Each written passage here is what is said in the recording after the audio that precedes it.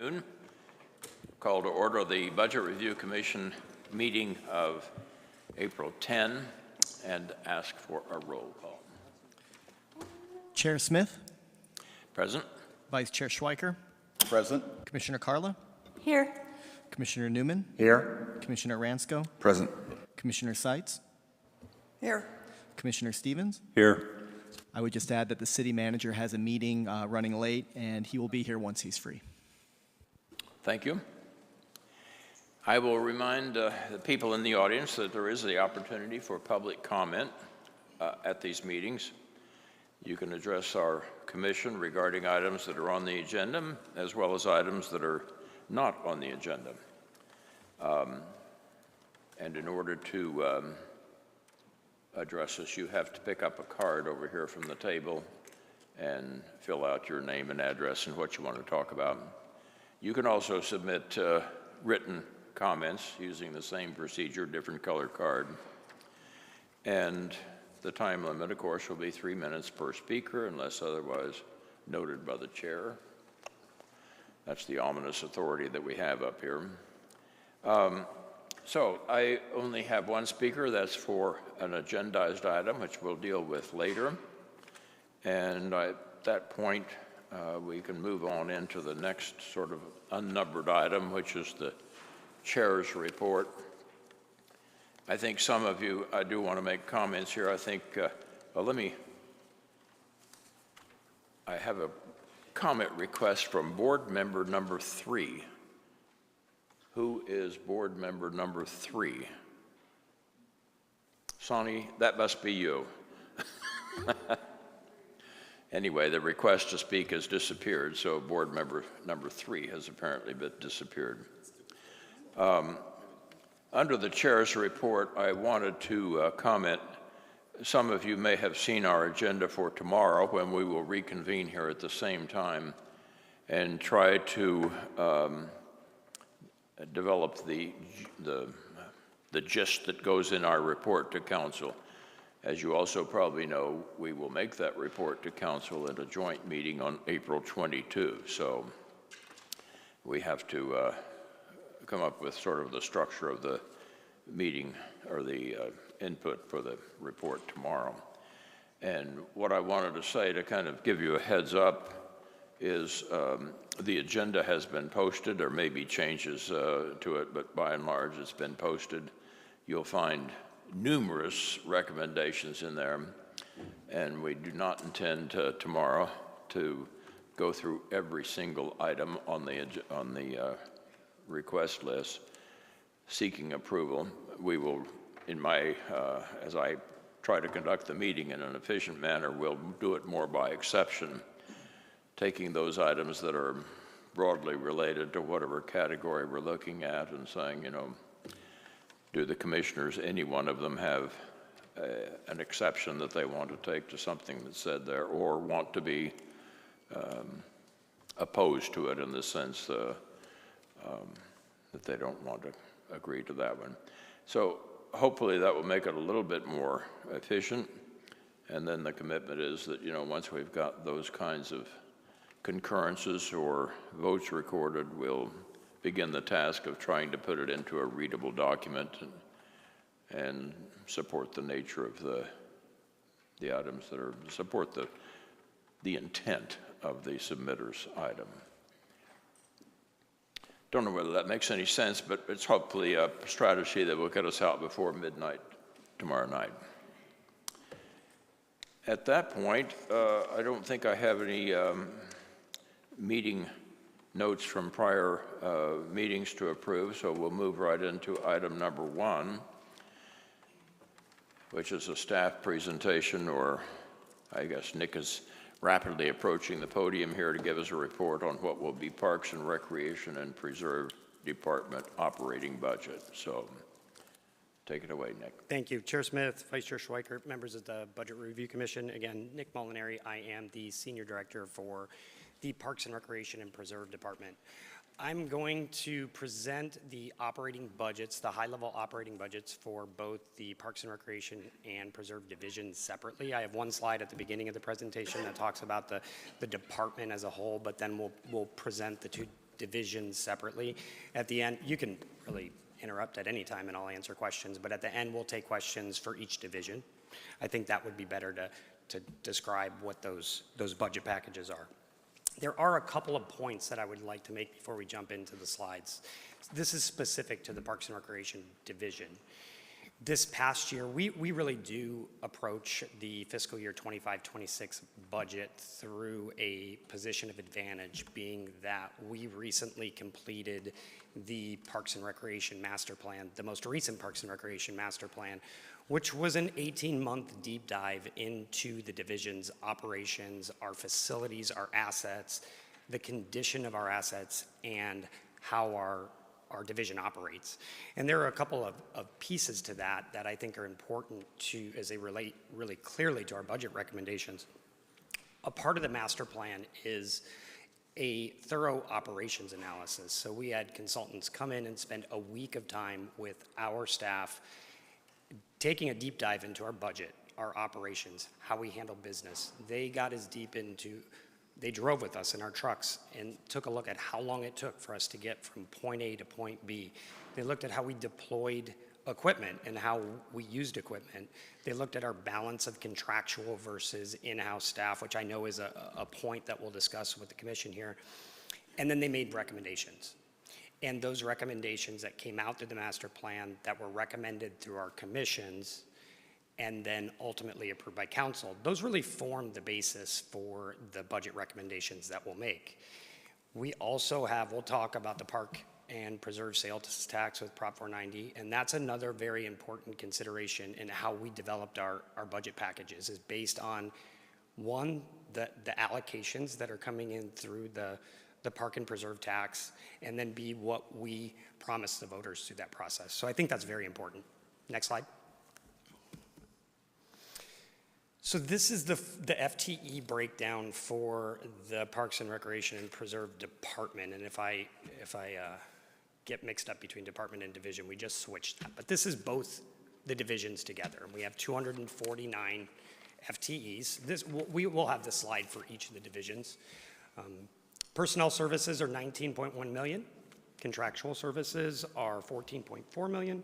Commodities at 3.4 million. And then capital outlays at $500,000. Next slide, please. Not sure, we didn't know where the best spot was to put this slide, but this speaks to what the projected revenues are for the park and preserve tax allocation, and then the buckets that the revenue goes into. And those buckets are very specific, and they relate very closely to what our budget packages are and what our out-of-budget requests are. So I know that there have been some questions about what is this new spending? What does this spending represent? It seems like it's new spending, and in many cases it is. And it aligns with what these allocations are. So we had 51% of the tax, which is $12.5 million, will be coming in and allocated specifically for park improvements. That's a lot of capital, but some, I'm gonna use this term, I don't know if it's correct, but non-capitalizable items. So there are park improvements that are in our operating budget. So some of the packages that we'll talk about, the budget requests, are park improvements in that 51%. Preserve maintenance is 18%, and then park maintenance is 14%. So we're looking at about $3.4 million coming in revenues for park maintenance. That is in addition to the operating budget. We have the fire fuel mitigation and then park rangers. Next slide. Next slide, sorry. So our agenda is going to look very close to what the agendas look like at the Monday meeting. We'll talk about our FTEs and the budget breakdown. We'll look at key cost drivers, operating metrics, and then the budget requests that we'll make for both the general fund and then really the Parks and Preserve Fund for the maintenance allocation and that should say park improvements, second bullet point under the second Parks and Preserve tax bullet point. Next slide, please. So this is a breakdown of the FTE count for the Parks and Recreation Division. We have 239.47 FTEs. That's roughly, we're running reports right now, but about 239 or 139 full-time employees, and then about 340 part-time employees that make up approximately 100 FTEs. So it's a big department, over 500 employees. The part-time employees make up about 100. The budget and the parks budget does make up the bulk of the budget for the department is $18.1 million in personnel services, $12.3 million in contractual, $3.2 million in commodities, and then $500,000 in capital outlays. Any questions at all? Next slide, please. So we'll talk about our cost drivers. Part-time hours are a cost driver for us. The new full-time positions, which are primarily in the Park and Preserve Sales Tax Fund, but we do have 2 requests that are in the general fund. Maintenance, medians, and rights-of-ways is a maintenance driver for us, and I can really take those 3 bullet points under maintenance and categorize them into one lump sum, and that is contracted landscape maintenance. So when we look at those, we can look at them separately because we do have some items that distinguish between all of these services, but contracted landscape maintenance is a significant cost driver for us. It is a contractual service that we continue to see increases in from year over year. Our mowing contract, which is a general fund contract, is not any different. We have a new contract that we entered into last year. It was when we did that RFP, that solicitation, those submissions were considerably more than they have been, and that's what we've seen. I know that you heard that from public safety and some of the other divisions that have presented. Our contractual support continues to increase from year to year. We have tree care and storm damage. That is a major cost driver for us. The Parks and Recreation Division is the steward for approximately 30,000 trees in the division, and caring for those trees, particularly during monsoon season when we have major storms, is something that is a high priority for us. It's a high priority for our citizens, but it's a major cost driver. In the Parks and Preserve tax initiatives, we have a lot of planning in year 1 that is budgeted in the 51% allocation for park improvements. And then we have contractual maintenance increase as cost drivers in the 14% allocation. And this is probably a good time to talk about the approach to that maintenance budget for the Parks and Preserve tax, that 14% allocation. When we went, there was a couple of our commissioners here that were very involved with the Protect and Preserve Scottsdale Task Force that ultimately made the recommendation to council on the structure and the nature of the 0.15% sales tax. And through that group worked very hard. It was a lot like this. We had multiple commission meetings a week, and it was a tight turnaround. But the unmet needs for maintenance, for park maintenance, are what really constitutes our requests in that 14% allocation. And during that process, we had, I think, 17 or 18 PCNs, FTEs, that we identified as additional maintenance employees to meet the unmet maintenance demands in the city. And our request in year 1 is to bring on 4 of those. So we'll talk about that specifically in the budget packages, and I'll try to be as efficient with time. I know we have a long meeting. But what we intend to do is to bring on those employees and that workforce very, very thoughtfully, and to be able to establish the best and most efficient work plans for those employees as we bring them on. But in year 1, we are going heavy in contractual maintenance to get us caught up with some of the things that we need, as opposed to bringing on 15, 16, 17 FTEs in year 1. We really need time to plan where those employees are going to be, what type of heavy equipment we're going to buy, where that equipment is going to be located, and how long it takes for that to get from place to place. So those are important considerations, and we're taking those considerations as we implement the tax beginning in July. Next slide. Overtime. Parks and Recreation has an overtime budget of $158,000, 24-25. Year to date, we're trending over, and we typically are a bit over in our overtime budget. And the drivers for overtime can be a number of things. We show park maintenance. Storm damage is a big part of that park maintenance. We've had a few years where we have had major monsoon storms and microbursts that have contributed to overtime. And some of it does depend on what's happening throughout the rest of the department. If we were to have vacancies during a time of need, that could be an overtime driver. We see park maintenance, our sports complexes, and then professional baseball as the third. Next slide. Our unfilled positions, the Budget Review Commission asked for this. We don't see anything that jumps out at us as it relates to our FTEs. In a department division as large as ours, having 9 vacancies at one time really isn't a significant amount for us. That will ebb and flow throughout the year. The 2 positions that have been open for more than 180 days were both reclassifications. So those are positions that and as we have vacancies in our division, we evaluate those vacancies. We evaluate whether or not they could be best used somewhere else for a higher priority. And there are times where we will reclassify an existing position through the budget to meet a higher need, as opposed to asking for a new position through the budget process. So that's what these 2 positions represent. Next slide, please. Some of the operating metrics that are really important to us. Park acres are important. They're not as important as the 459 green space acres, which are the acres that we mow. And we are adding to that from year to year. So we have increases to our mowing contract that they constitute a couple things. They constitute a new contract that's more expensive. They, from year to year, can constitute a CPI increase. And then as we build new parks, we just opened a new park 60 days ago up at Asher Hills and 74th Way. We're adding new inventory, so there's an increased expense.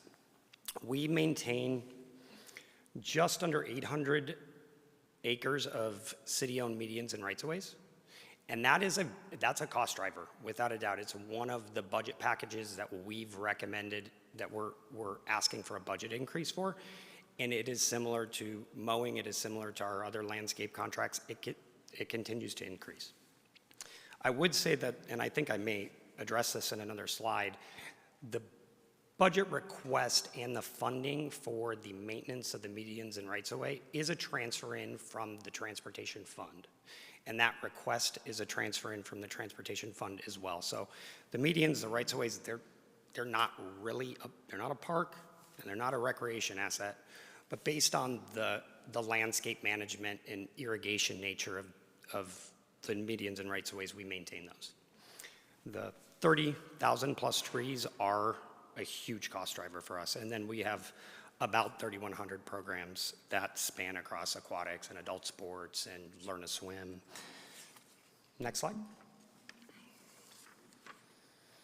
So FTEs and the FTE histories. If you were to take a look at our FTE history, there's not a significant shift in our FTEs from 5 years ago to today.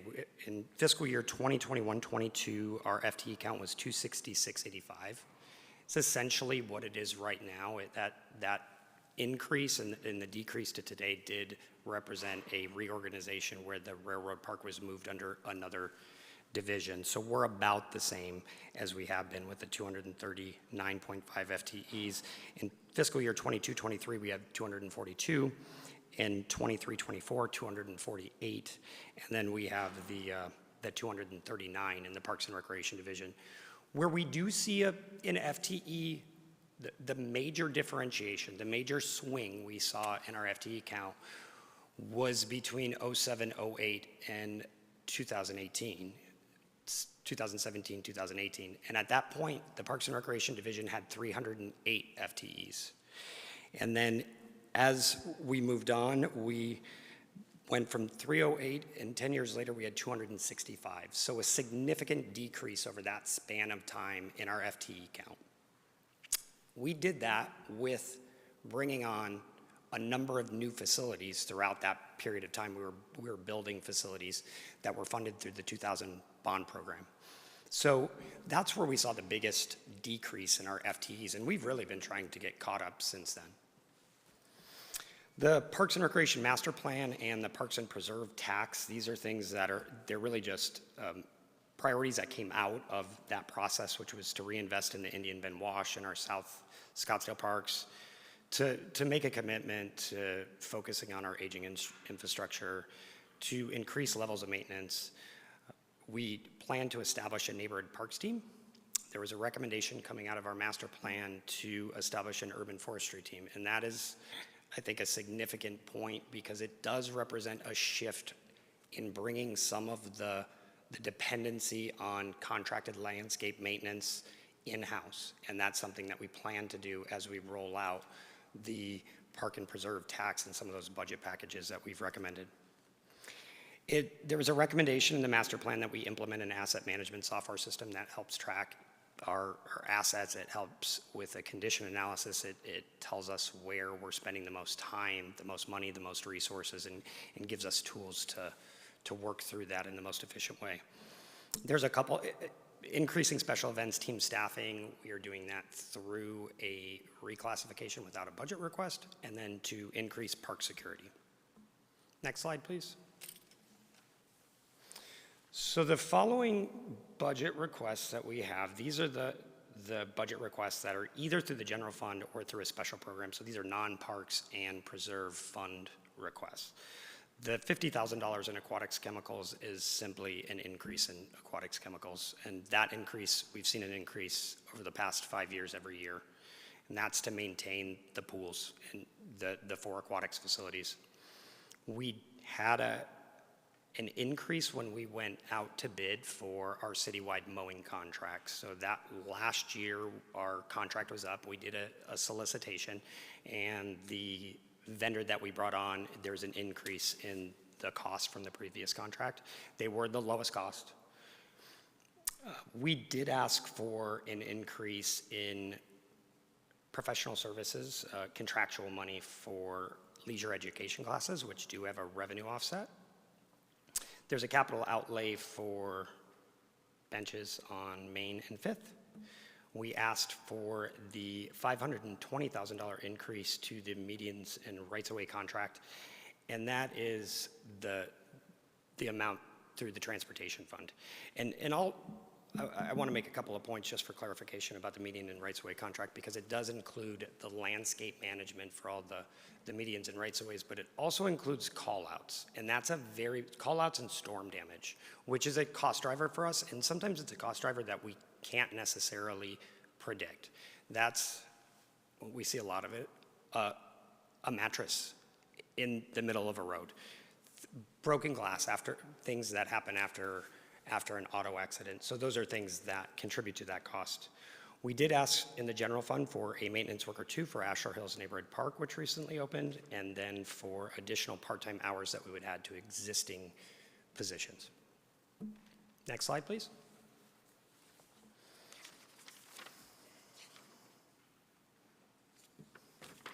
These begin the budget requests for the 51%, and for the 51% of the Parks and Preserve sales tax, so that 490 initiative. These are items that in many of these ways will have to go out for some kind of bid. So for master planning, what we intend to get through that master planning, that bucket is a site plan for Agua Linda Neighborhood Park, which is those improvements are in fiscal year 26-27. A site plan for Paiute Neighborhood Park, which is in our capital budget for fiscal year 26-27. A citywide signage and wayfinding plan, a system-wide park amenities plan for non-capital items, and then a master plan, really not a master plan, but a drainage study for the Horizon Park Dog Park. So master plan, a full master plan for Chaparral Park, a park, $200,000 for park amenities, and that could be for benches, for playgrounds, things of that nature. We are asking for a $450,000 landscape improvement budget, and what that will be, what we intend that to be, is improvements that are identified in the Chaparral Park Master Site Plan that will start in July. We are asking for $200,000 in park cameras. I'd mentioned that park security was something that was identified as a priority. Trees, sod replacement, communications is just communications about the projects, about the Parks and Preserve Fund. And then contracted design for Vista del Camino and El Dorado Parks improvement. We have $11 million in year 3 and $13 million in year 5 of the Parks and Preserve 51% improvement. And this amount is to start the design for those improvements now in July. Next slide. These are the new positions that we're recommending for fiscal year 25-26. Again, this is relatively light. This does not constitute what we had intended and what we do intend to bring on through this allocation of the tax long term.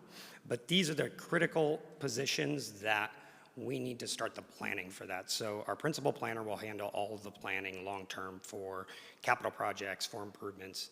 The urban forester will be the individual who will really develop our urban forestry team, who will advise us on equipment, advise us on what type of equipment where, will advise us on a plan on how we'll develop an urban forestry division within the city.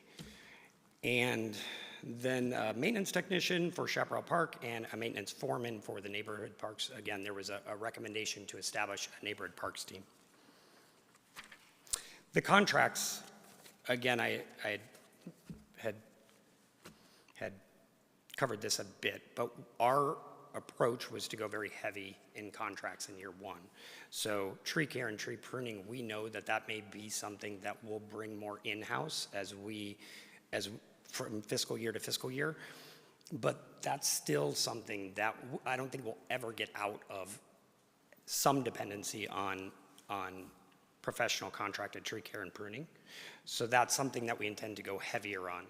We do have a line item for storm damage, which is not anything we've ever had. So that's in the Parks and Preserve sales tax allocation. And that will ultimately result in a savings to the general fund.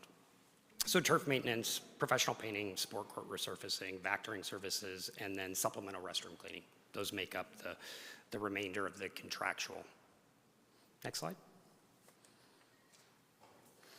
These are some of the equipment needs that are in the Parks and Preserve tax for 25-26. The general landscape maintenance, sod cutters, gators, replacement valves, battery powered equipment, and then technology, asset and work management software. Next slide. Happy to take any questions. Thank you very much. You've covered a lot of material. Before I go to the questions, and we do have some here, but I want to announce that the city manager has joined us, and for him, we'll assume that he knows all these numbers already. We'll also extend our congratulations to him. He's no longer our interim city manager. He's now fully responsible for everything that comes before us. So. Thank you, Mr. Chair. Commissioner Ransko. You mentioned 300 employees that make up 100 employees. Does that mean they average 14 hours of work a week? Chair Smith, Commissioner Ransko, some of them do, yeah. We have some employees who work 10 hours a week. We have some who work 30 hours a week during a seasonal time. So a lifeguard would be the best example. Sometimes our lifeguards will work 20, 25, 30 hours a week, but they'll do that for an 8-week window. So they end up, one thing we didn't cover, and I probably should have mentioned this, is when we showed our vacancies, we showed our vacancies for full-time employees and not for part-time employees. But a high volume of our part-time employees are intended to be seasonal. So we'll carry those as vacancies throughout the year. Right now, I think last week we did a mass hiring for all of our lifeguards for summer swim programs and learn to swim programs. So we do have several employees that are average 14 hours a week over the course of an annual. Got it. Okay.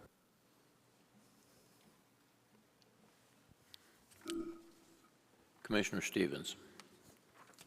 Yeah, I apologize for my ignorance on how some of this tax works, but with the percentage splits, those all add to 100%, yet there's something on top that's the Westworld Debt Service. Is that the way that tax read? It read that first it goes to Westworld Debt Service, specifically identified, and then after that, it's allocated by those percentages?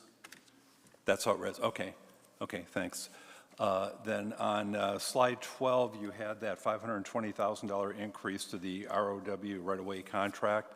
What kind of percent was that? Because I can't tell from the dollar amount. Is that like 5 or 10%, or is it like 25?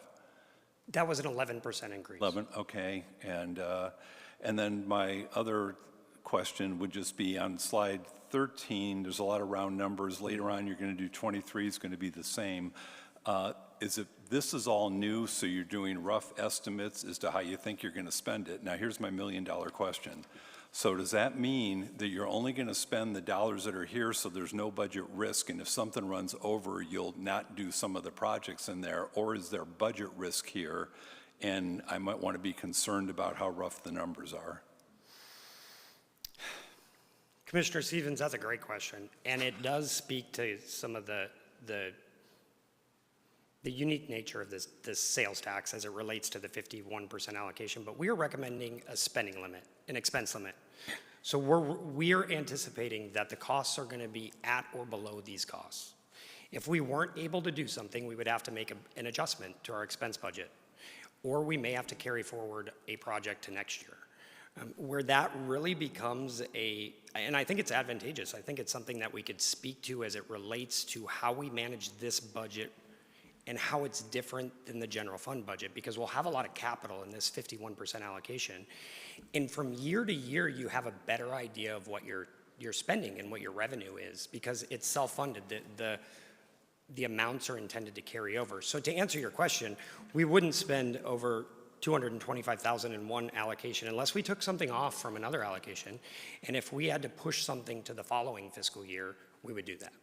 Okay, so you do have financial policies that say you're allowed to move things within different categories of a cost center with, either budget director approval or certain things require council.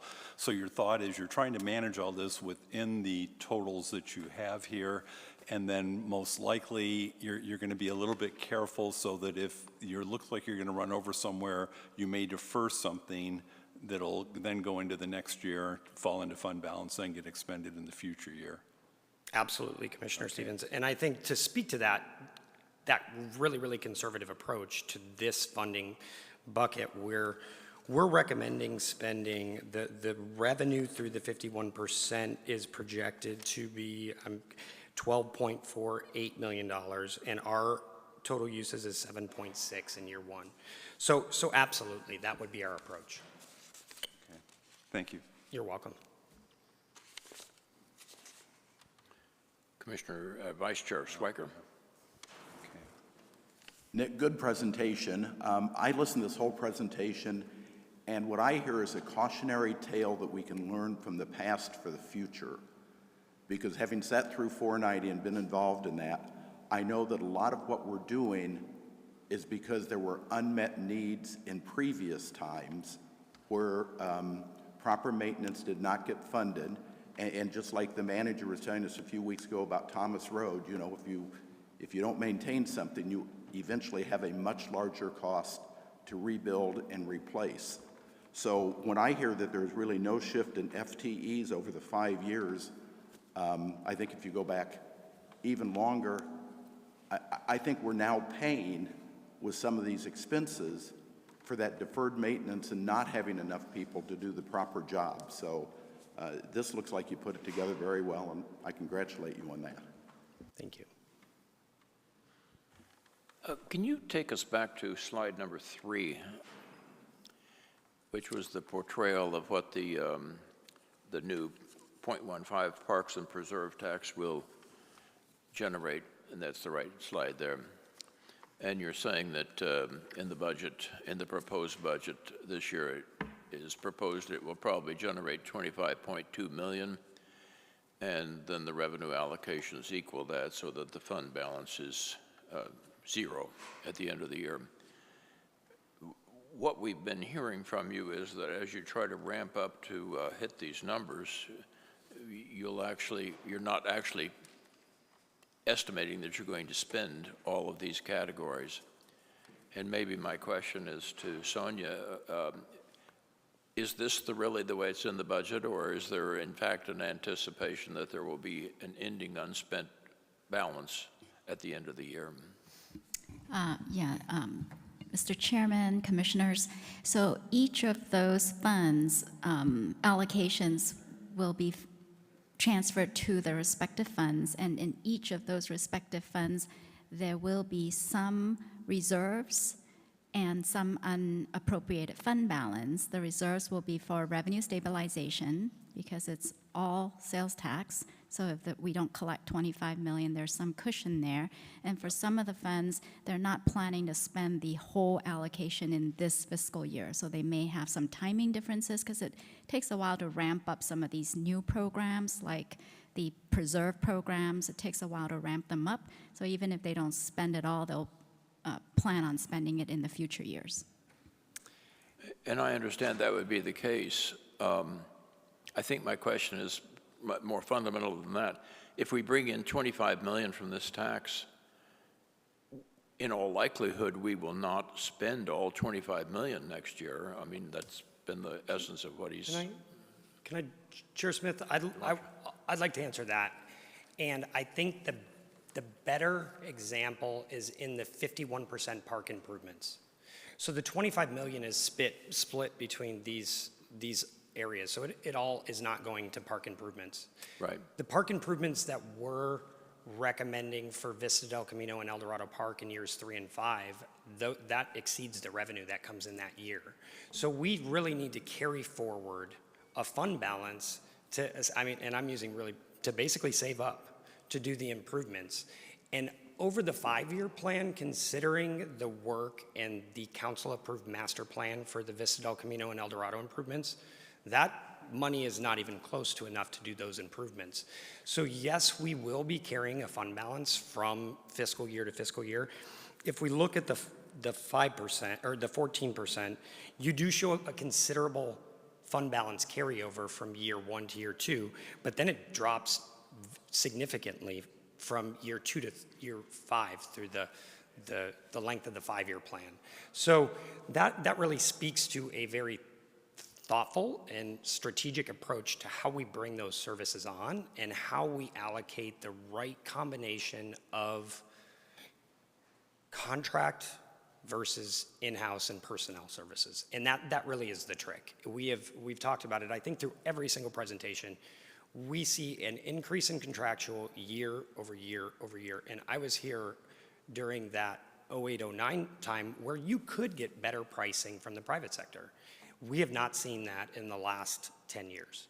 So that's the approach for us as we go through the first year, is to really look at what is the best balance. Where can we save and be more efficient, more cost efficient, but then also provide a higher level of service by bringing some functions in-house, and our budget recommendations reflect that, and what makes sense to continue as contractual. And there will always be contractual support that we'll rely on. I think you suspected something far more sinister in my question than there was, but it's an elaborate and interesting answer. My question very simply is, you're not going to spend $25.2 million. We, the city, are not going to spend $25.2 million on the aggregate of those items that were agreed to by the committee, by the voters.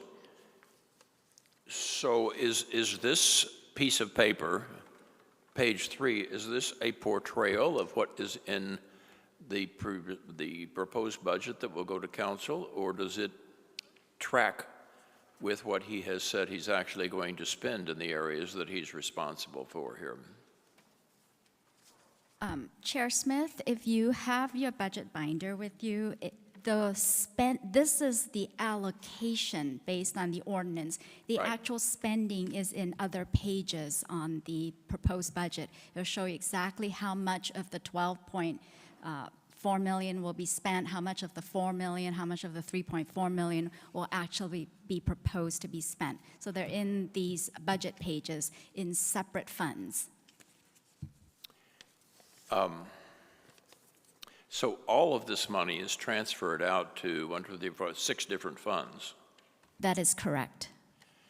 I think there will be an interest, and maybe you have intentions to do this, but there will be an interest from council and the public in the future to see how we have spent this money, not just by transferring it out to other folks. So exactly, I'm sorry to interrupt you, Mr. Chairman. So if you turn to page B20 of your binder, that is the 1.7 million or 7% transfer for police park rangers. And in that fund is only this pot of money, no other pots of money, and it'll show you the personnel costs, the contractual services, commodities for the park ranger program. So it is not commingled with any other funds. Each of these funds are separate funds just to show the expenditures of those monies, and they're not commingled in any other funds. So do you, I'll say at the beginning of the year, do you transfer out all of these funds to the other funds in the proposed budget?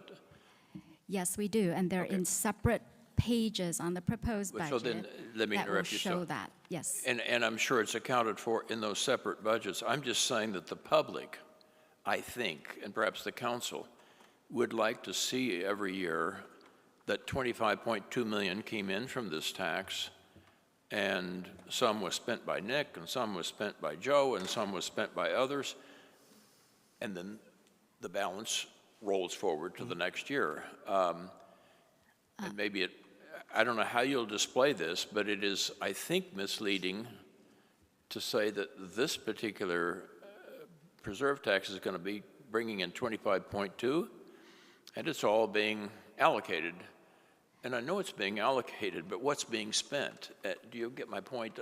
People will want to know what's being spent against this tax that they have approved.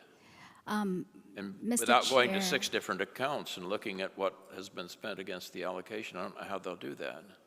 Yeah, Mr. Chairman, Commissioners, the ordinance that the council adopted to allocate these funds requires the city treasurer to report every year on how these funds are expended. So there will be a report that is included in our monthly financials to City Council and the community, posted on the web and presented to council on exactly how these funds are spent. For the budget, we have split out all these into separate funds, so it is very clear in the budget what each of these funds will be spent on.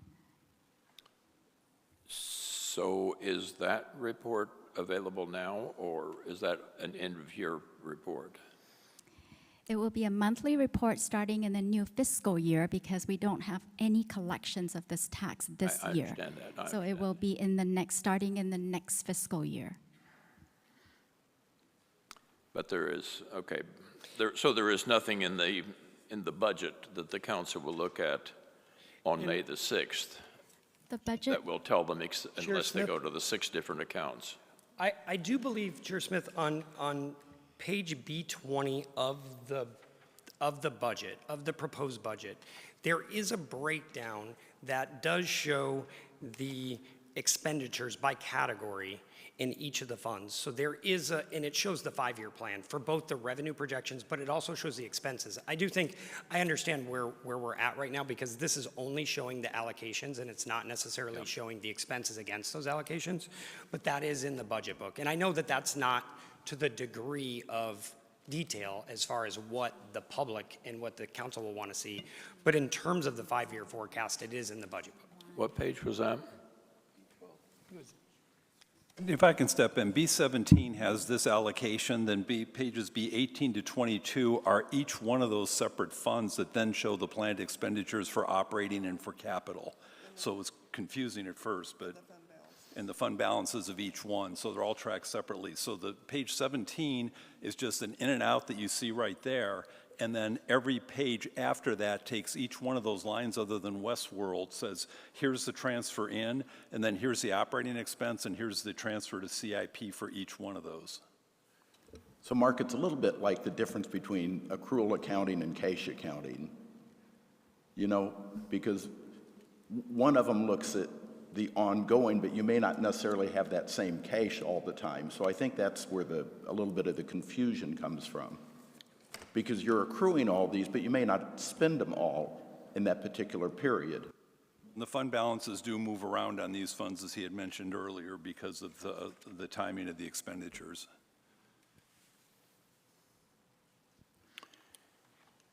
Okay, so we'll just add up 6 pages.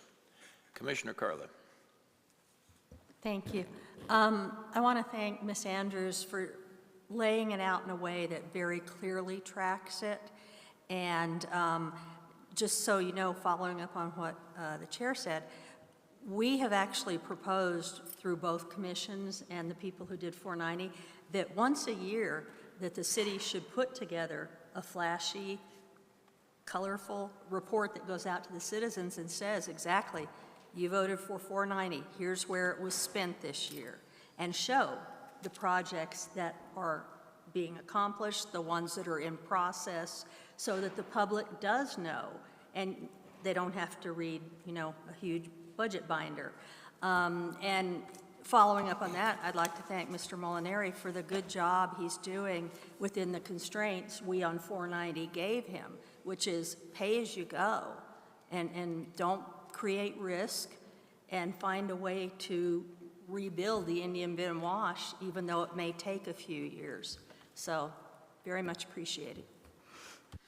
And I think the report you're talking about is what the public will want to see. I just thought perhaps they'd want to see that in the projected proposed budget. And there is no such report as you've described, except, I think, if you add up 6 pages. But the screen says that Commissioner Stinfens would like to speak. I assume that's you, Commissioner. Yeah, Stinfens. it was my original question I had before.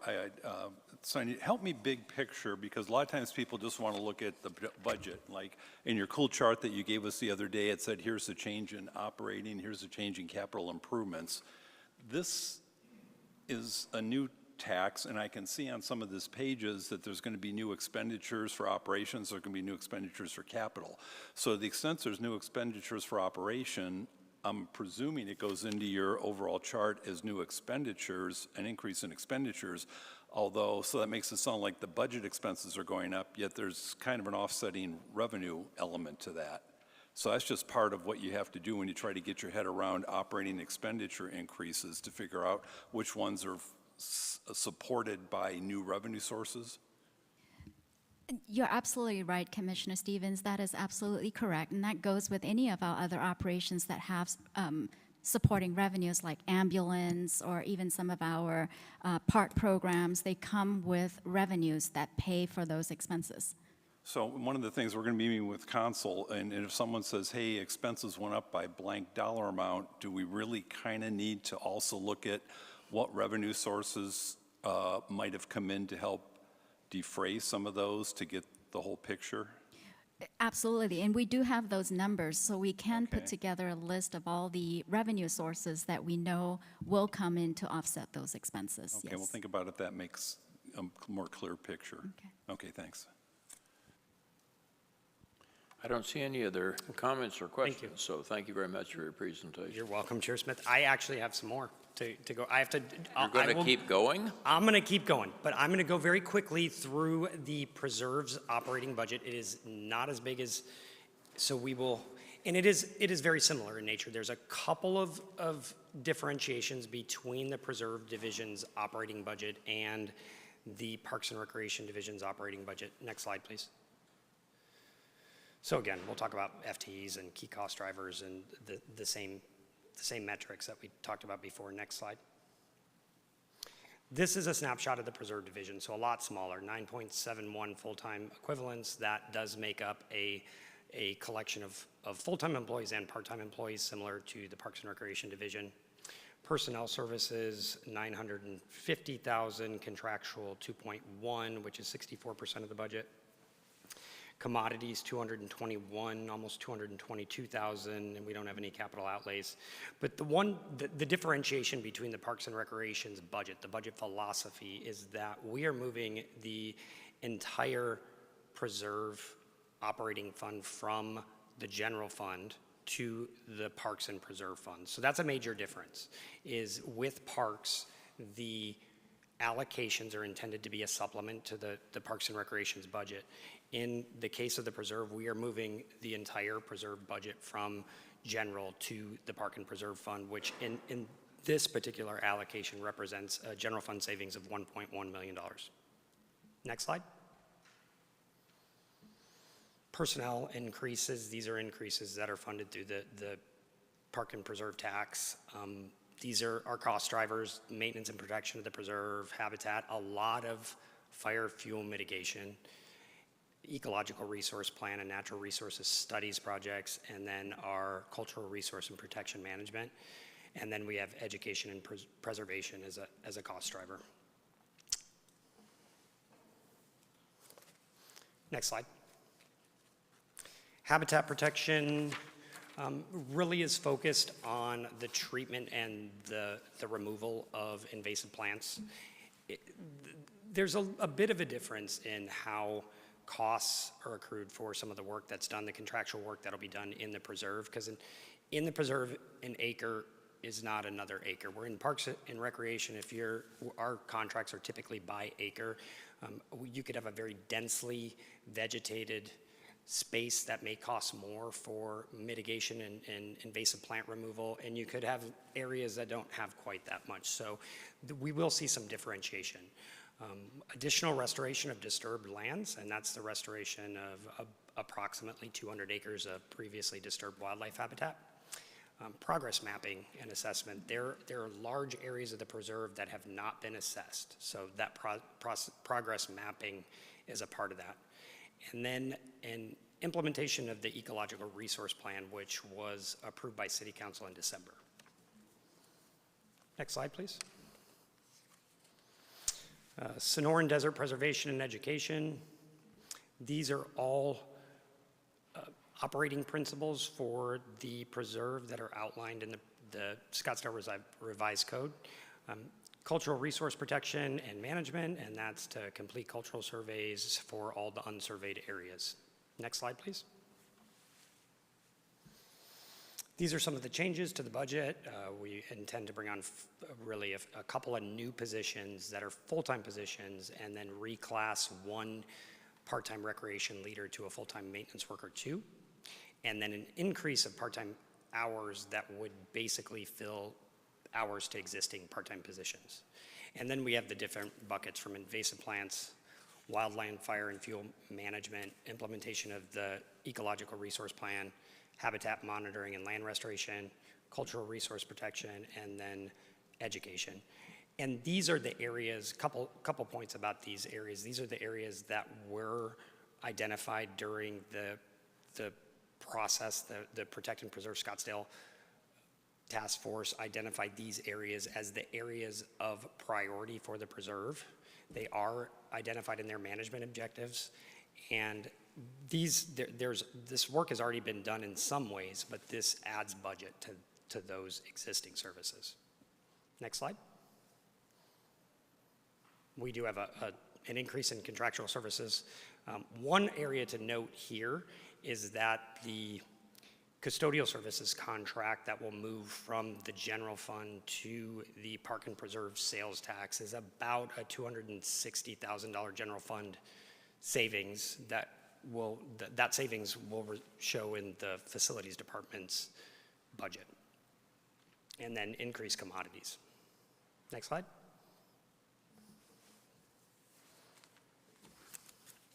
Happy to take any questions. You have apparently dazzled everyone again, so thank you very much, Nick. Thank you very much.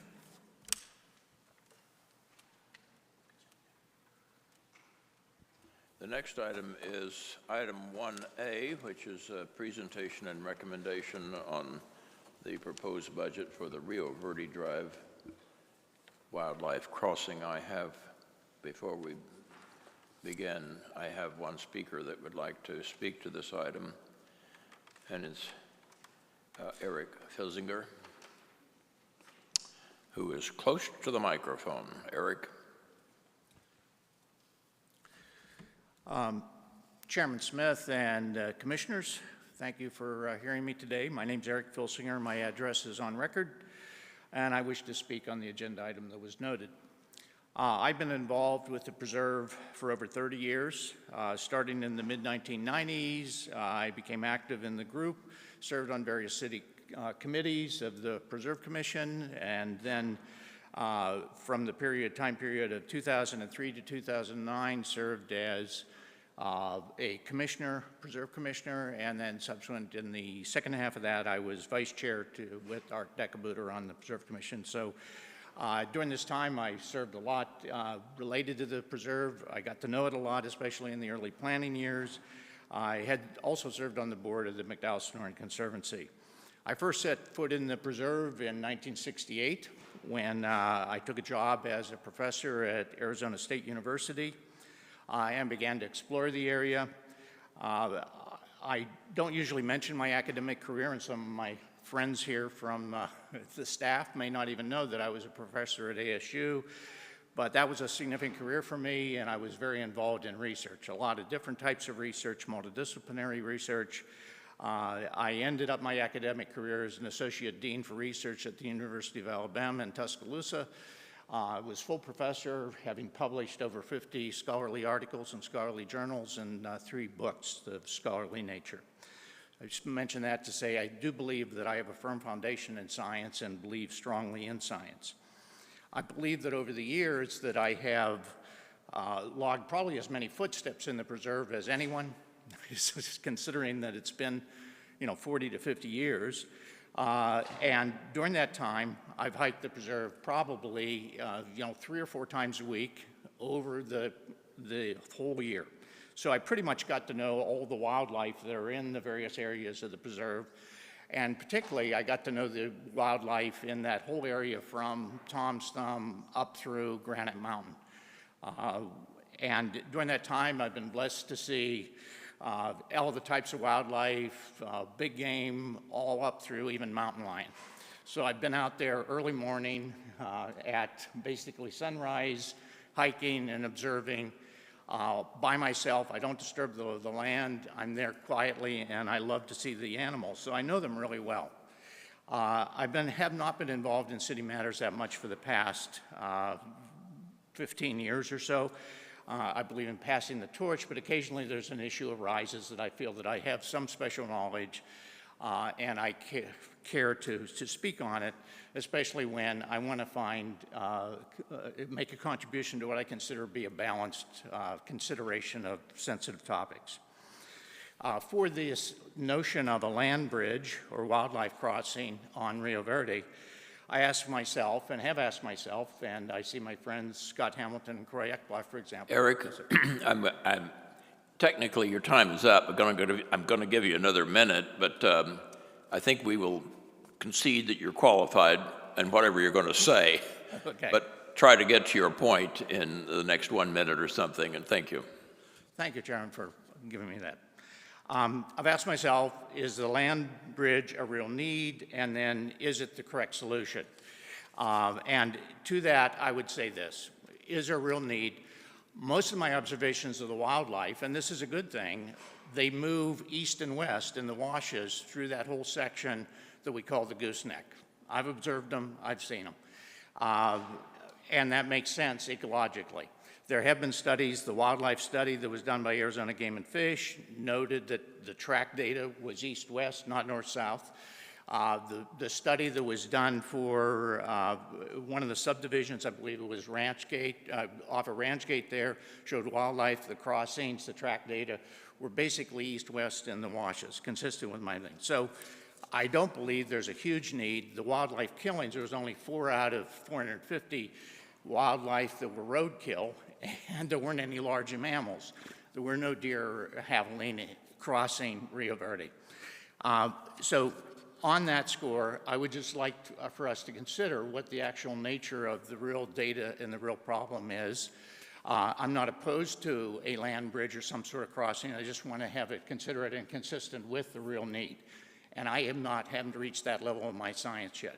With regard to the other topic of is the land bridge the only solution, I would just submit to you, I would like to see a consideration of some other alternatives.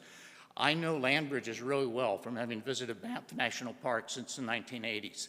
And they had not land bridges that were fitting a need where there were a lot of wildlife crossing. There were a lot of roadkill, a lot of accidents, human accidents. Here, I don't see the data that actually supports that.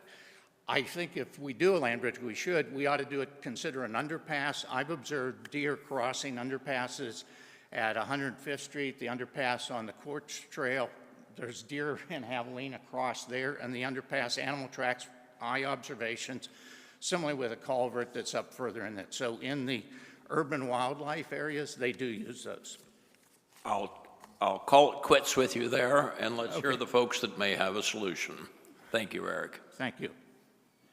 With that, we will go into a presentation, and I think Commissioner Newman is going to lead us through this presentation, but it is not for a vote or anything, just an informational item, and carry on.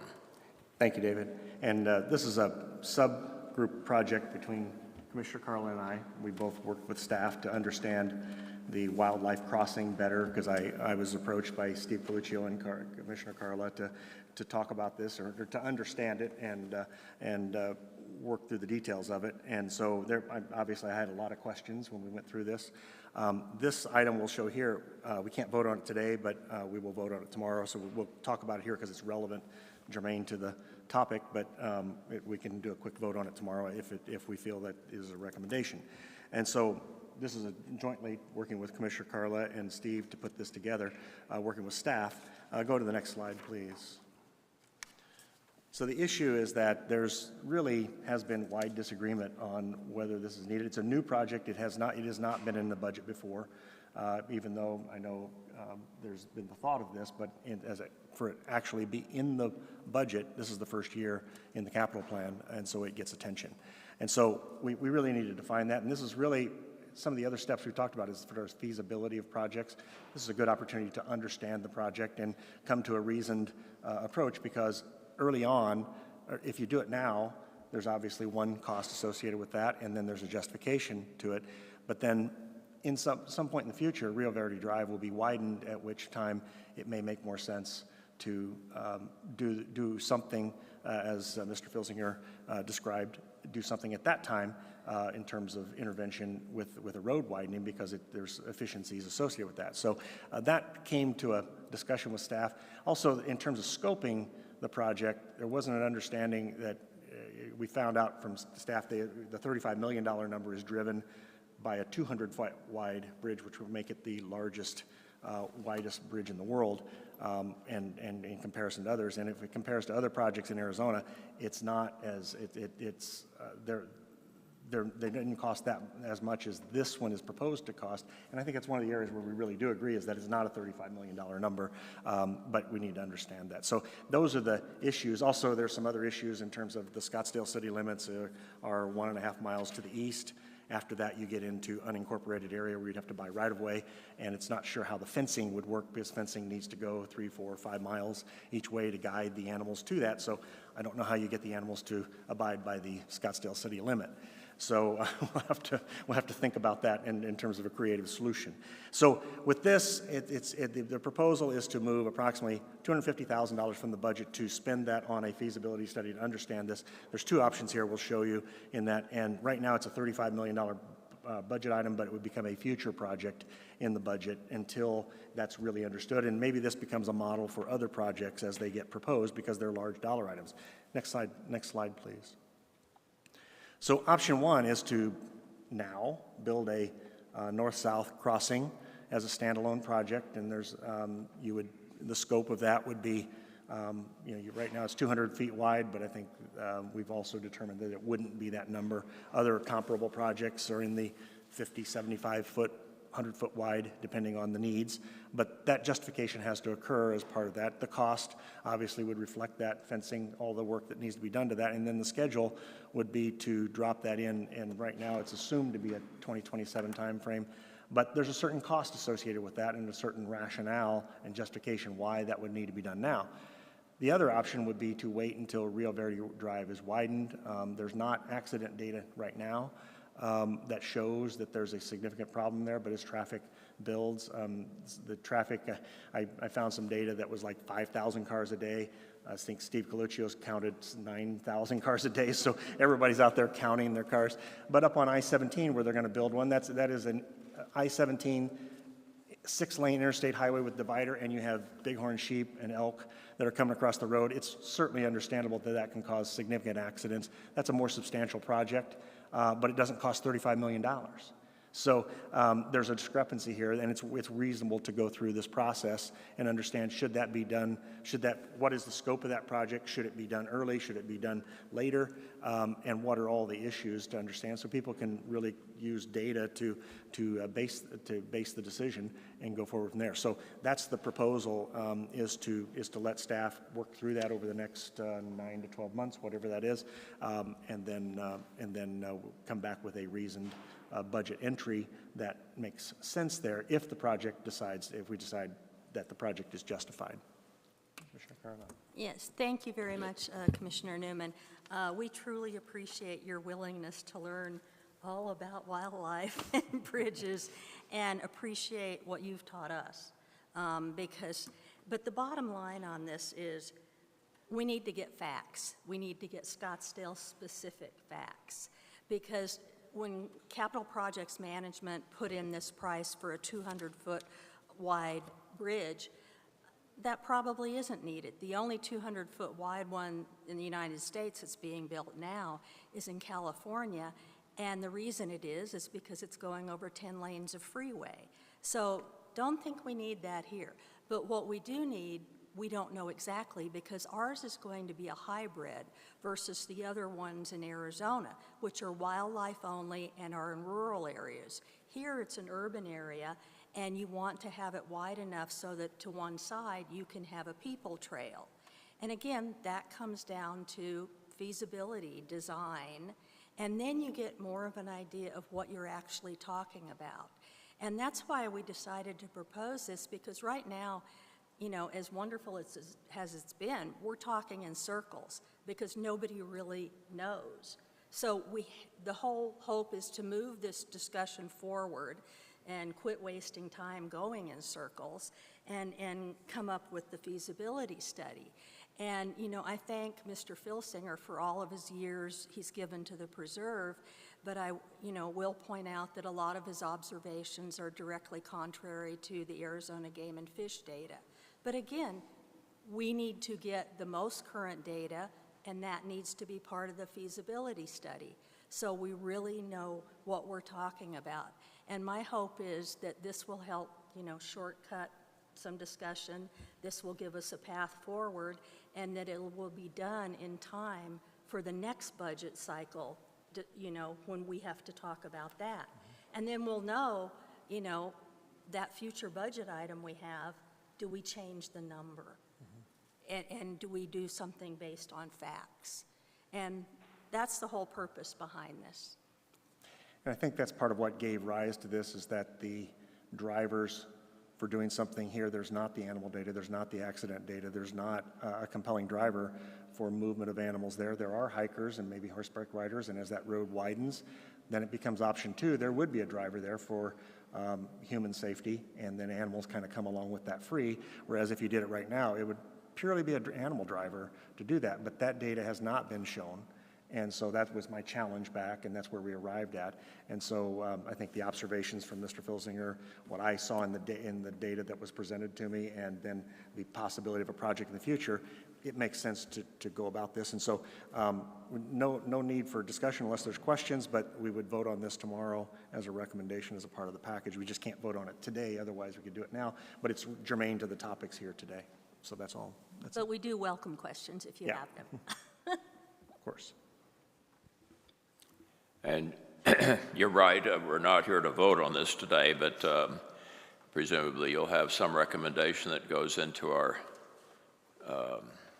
2,000 other recommendations when we visit the subject tomorrow. Does anyone have a desire to speak on this today, or are you withholding your comments until it comes on your screen tomorrow? Seeing none, I thank you for the presentation. And Croy, I think you're up next to talk to us about the Preserve Fund budget.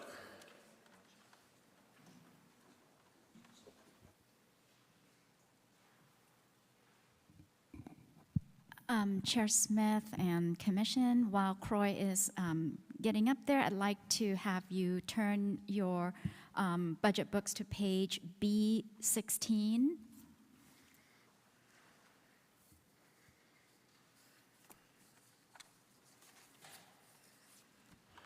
You're presuming I brought my big, thick budget book with me. I'll borrow Vice Chair Schweiker's to follow the discussion, and the rest of you will just have to guess what we're looking at. Go ahead. So B16 is the proposed budget for this preserve fund, which is the .2, the 1995.2 preserve tax and the .15 preserve tax that was voted on in 2004. And based on our budget for 25-26, the .2 1995 tax sunsets, so there will be no collections from that tax in fiscal year 25-26, and the .15 tax that was voted on in 2004, we anticipate 25 million for next fiscal year, and we anticipate, as you can see on that proposed budget, we anticipate transferring it out for capital improvements, which Croy will speak to in a minute, and we also propose transferring out for debt service for the purchase of preserved land, 26.4 million for the debt service. So can you put to the next slide? So at the end of this fiscal year, the principal outstanding on that preserved land debt is 149.4 million, and all the debt that's remaining there that we won't be paying off next fiscal year is structured as a make-whole call debt, meaning that if we call the debt early or if we try to pay the debt off early, we still have to make the investors whole. So we still have to pay all the interest that's due through 2034. So the principal and interest remaining that's due through 2034 is 164.3 million. And the earliest call allowed on that debt is fiscal year 27-28. So our budget is put together assuming that we will call this debt in fiscal year 27-28 to pay off the remaining principal and interest that we owe based on that make-whole call. And that's how we've put this budget together. Do you have any questions on the revenues and the debt and how we've put this budget together before I turn it over to Croy to speak about the capital improvement projects that's proposed in this fund, or that's going to be transferred out to capital for this fund? I have a couple of questions from people, but while we're sitting and looking at this slide, you've shown what the principal outstanding is on the debt at June 30. What is your projection of the available cash at June 30? At June 30 of this fiscal year, we project 159.8 million in fund balance. Do you have any idea what, if that fund balance did nothing more than just crank interest, which it will, earned interest income, what would it be at the comparable point in time when you have displayed 164.3? I mean, it's obviously 10 million greater than principal at the end of the year by what you said. But the 149 grows to 164. What do you think the cash on its own would grow to in that same period of time? I'm sorry, Mr. Chairman, are you speaking about what that cash would be at the end of 26? Well, whatever relates to your 164.3. You mean when we will have enough cash for the 164.3? I think that's what I'm saying. If the two beginning numbers are that I owe 149 and I've got cash in the bank of 159, I think you said, you have displayed what the 149 grows to. What would the 159 grow to in that same period of time?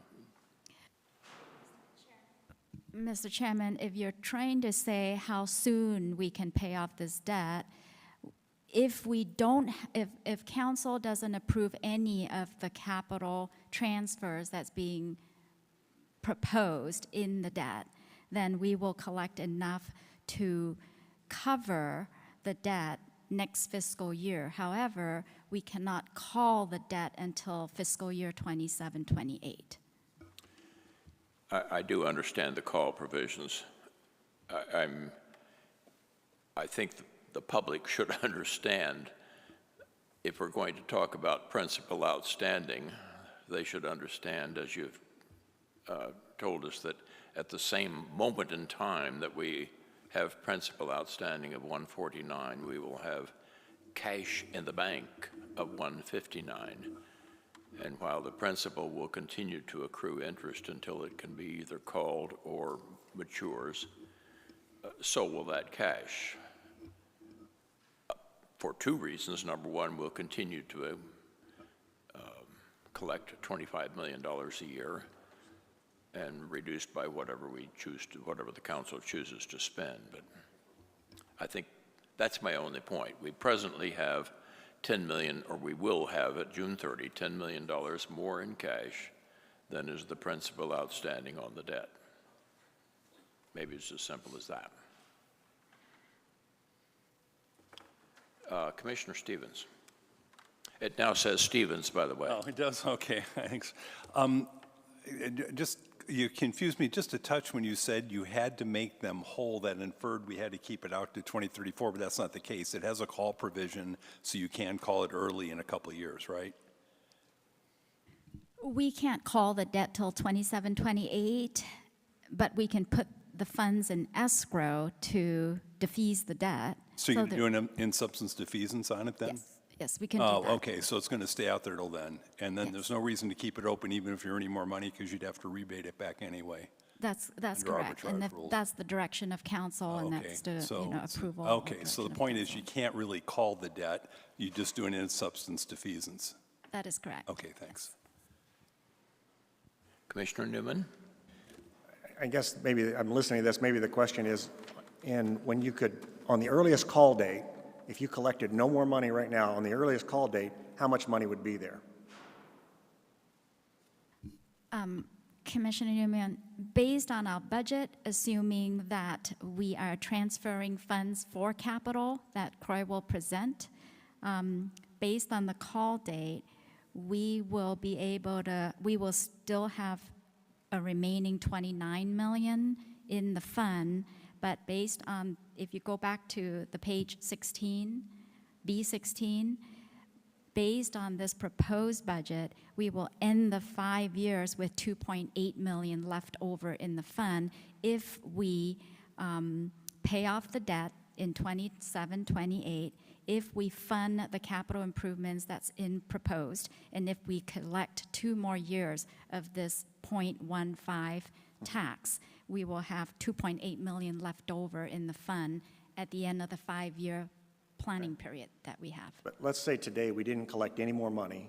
The money you have, what would that be worth? How much money would you have when you could first call the debt? I'm breaking this down. So forget about additional collections. Okay. What would that, the money you have today, what would that be approximately worth? If we didn't collect any more money this fiscal year, we would have 159.8 million at the end of this fiscal year. Okay. And then that would grow for another couple of years at, say, 5%? Yeah, that would be about 4 million a year in interest. Okay, so you're going to have close to somewhere between 165 and 170 million by 2027-28 if you've collected no more money. And invested that with the interest rates that we have. Correct, correct. Okay, and now And you not add spent in any how much, more. then you say, what else do you want to do in terms of capital project? And then you say, how much do you need to collect to do that? Right, which is how we've laid out this budget, exactly that way. Okay. We anticipate paying off this debt in 27-28, continuing to collect interest earnings, proposing the capital improvements that Croy will talk about, and based on that, we show that we collect 2 more years of this. Now, I think the city attorney has an opinion on, or advice or whatever on the calling of this or sunsetting of this tax. I don't think it's, I don't think staff can't do that, and I think council, I don't know, maybe she needs to comment on that. Chair Smith, we have looked at this issue legally. I think that is something that I would provide to the City Council in confidential executive session or confidential legal advice memo.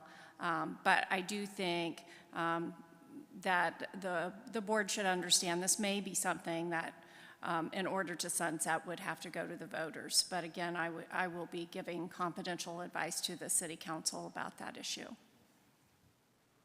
Thank you, Sherry. Commissioner Newman, did that exhaust your query? Yes. Thank you. Commissioner Stevens. Okay, now that I understand that these bonds are going to have to stay out till maturity, do you have your investments, because you almost have enough paid off now, do you have your investments laddered based upon the interest rate being out far enough so that you won't get hurt if interest rates fall in the next year or so? Commissioner Stevens, no, our investments are restricted by state law, and we cannot invest beyond 5 years. And we cannot invest in anything but fixed income investments. So we're very limited in our ability to invest these funds because they have to comply with state law. So we could get hurt if rates fall, but there's nothing you can do about it. That is correct. So we've got to hope that if you do decide to defease it in 27, 28, interest rates are adequate so that once you buy the bonds that'll ladder with it, that it will be effective. Okay, thanks. Didn't know that. Croy, did you have something to say? Good afternoon. Thank you very much for your comments, Croy. We can go to the next slide. And this is the one slide of my presentation, speaking to the capital projects that would apply to the remaining preserve tax. As listed here, and I'll focus mostly on these in yellow, the top half, so to speak, of this line, which makes up the majority of this number. You've already spoken to the Rio Verde Wildlife Crossing, and that's an item that I will not focus on unless you have questions of me. But the other projects are listed as trailhead projects. All of those are existing, and what we really have are three different levels that are occurring here, and all of the improvements that are suggested here were developed by working with our user groups, the equestrians, the mountain bikers, the hikers, the rock climbers, and our existing trailheads. So back in 2022, we walked through all of the trailheads with a group that ranged up to about 35 people, including folks from the McDowell Sonoran Conservancy, folks from staff, and from all those different user groups, and simply talked about our trailheads, because our trailheads have been developed since the early 2000s up until about 2020 or 2021. And our earlier trailheads, which tend to be the southern trailheads, the Sunrise Trailhead and Lost Dog Wash, Gateway, were developed, most of those were developed before 2010. And then our northern trailheads developed after that for the next 10 years. And we learned along the way and added some amenities, I'll call them, or how we included amenities to be more effective. And so our older trailheads didn't necessarily benefit from that learning curve. They were the ones we learned from. And so the older trailheads tend to have a little bit more cost associated with them. And so that would be the Gateway, the Lost Dog Wash, the Sunrise, that are identified in those projects. And it's a range of things of providing small education amphitheaters that have shade that we've done to the northern trailheads were not done on the older trailheads. And so we find folks being a bit more uncomfortable in the spring, fall time frames when it's still a little warm and the sun is pretty intense. And so those were the types of amenities we've looked at. Also, some of our storage in the earlier trailheads is not as adequate to the types of things that our volunteers do to help people at trailheads, users at the trailheads, so those have been included. A couple of these projects, specifically Frazefield and Tom's Thumb, are completion items substantially. And by that, I mean when we built those trailheads, they did not have water or sewer to them. And we anticipated over time that that would come. That has happened at Tom's Thumb. And we will be anticipating, we're working on a design right now that will connect the water and will modify a existing sewage treatment system to either a septic or a pumped solution for sewage. Frazefield will be similar, but it currently does not have water to it. And so there will also be completion work associated with those two trailheads. And then the remaining trailheads, the northern trailheads, tend to be some things that are cleaning up where we've discovered some drainage issues, or we've discovered some of our parking improvements may need. There was some room for expansion, and this really doesn't address expansion. It addresses kind of what I'd call hardening the parking, going from a stabilized material, quite often it was decomposed granite or gravel, to more of an asphalt solution is included in those numbers. And then we have an item of preserve safety, fences, trails, and we do have some, be that old mines in the preserve that were done before our acquisition, and there may be some safety issues in closing up some of those, and some fencing around the perimeters of the preserve, particularly in areas where we have road frontages or other situations that may simply be three-strand wire, and in many cases, some of that wire is still barbed wire, and the goal would be to replace that with either smooth wire or to replace it with a pipe rail fence detail that we've used in other parts of the preserve. That's really a summary of these projects. You can see the overall total at $65 million, and these are spread out over 5 years. And obviously, the wildlife crossing is almost or a little more than half of that. And so certainly the discussion about looking at a feasibility and other things could lead to a different number down the road associated with that. With that, I'm be happy to take any questions that you might have. And that concludes our presentation on the preserve projects. Thank you, Croy. Commissioner Seitz. Thank you. It's kind of a simple question, I hope. You're showing 15 million here for proposed, but the book is showing 11,500. Is something dropped from this list in this book, or the book doesn't include something? Did you see that? I was just looking at it when you were asking. Okay. Commissioner Seitz, that includes the carryovers.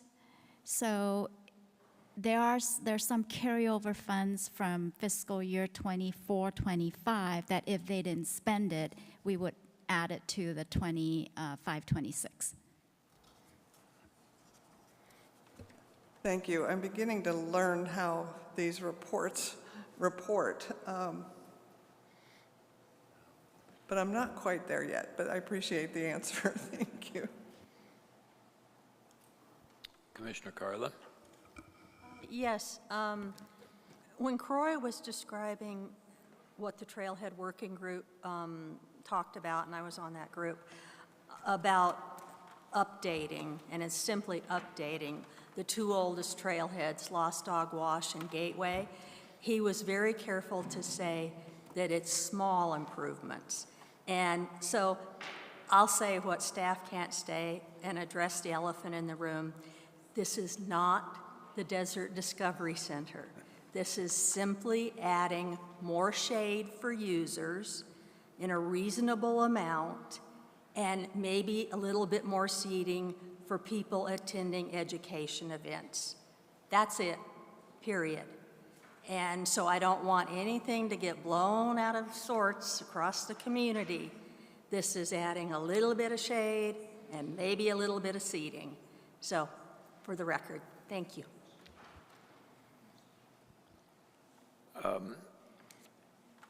Let me let me ask a question here, but you have some history.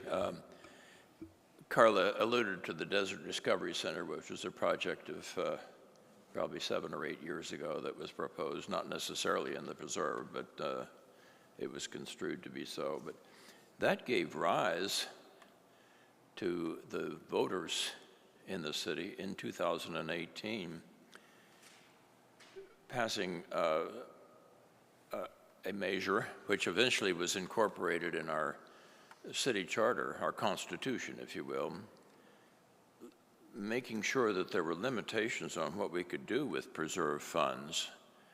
And maybe they got a little overzealous in their limitations, but what's written into the charter is that preserve funds can only be spent for the acquisition of preserved land, the building of new trails, or paying off debt. Period. So I guess my question to you, Croy, because since you work with these people all the time, how do you and they and everyone else think that we can fund some of these projects given that severe constraint that the voters imposed on us in 2018? Mr. Chairman, the second tax, which this is all funded from, which you've been talking about, identified improvements.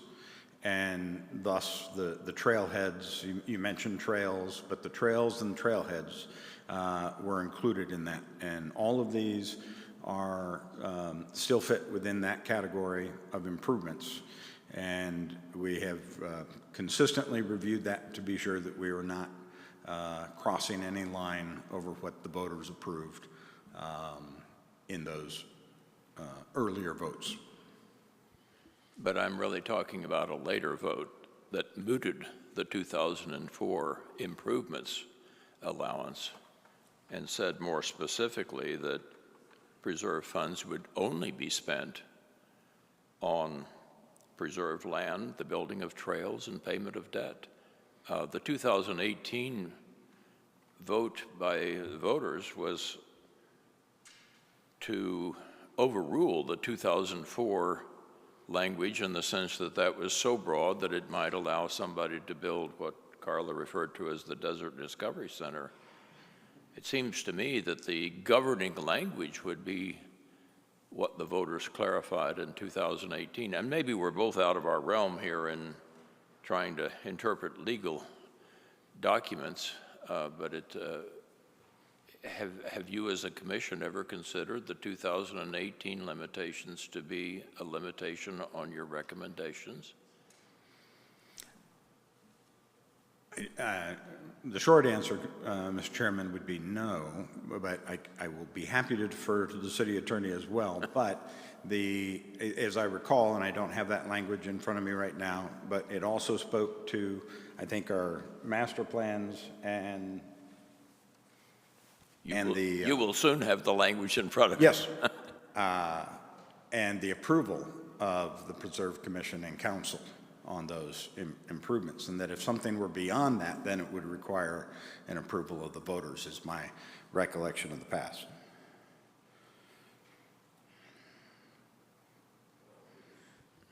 And so the language is in item 13, the first paragraph, 13.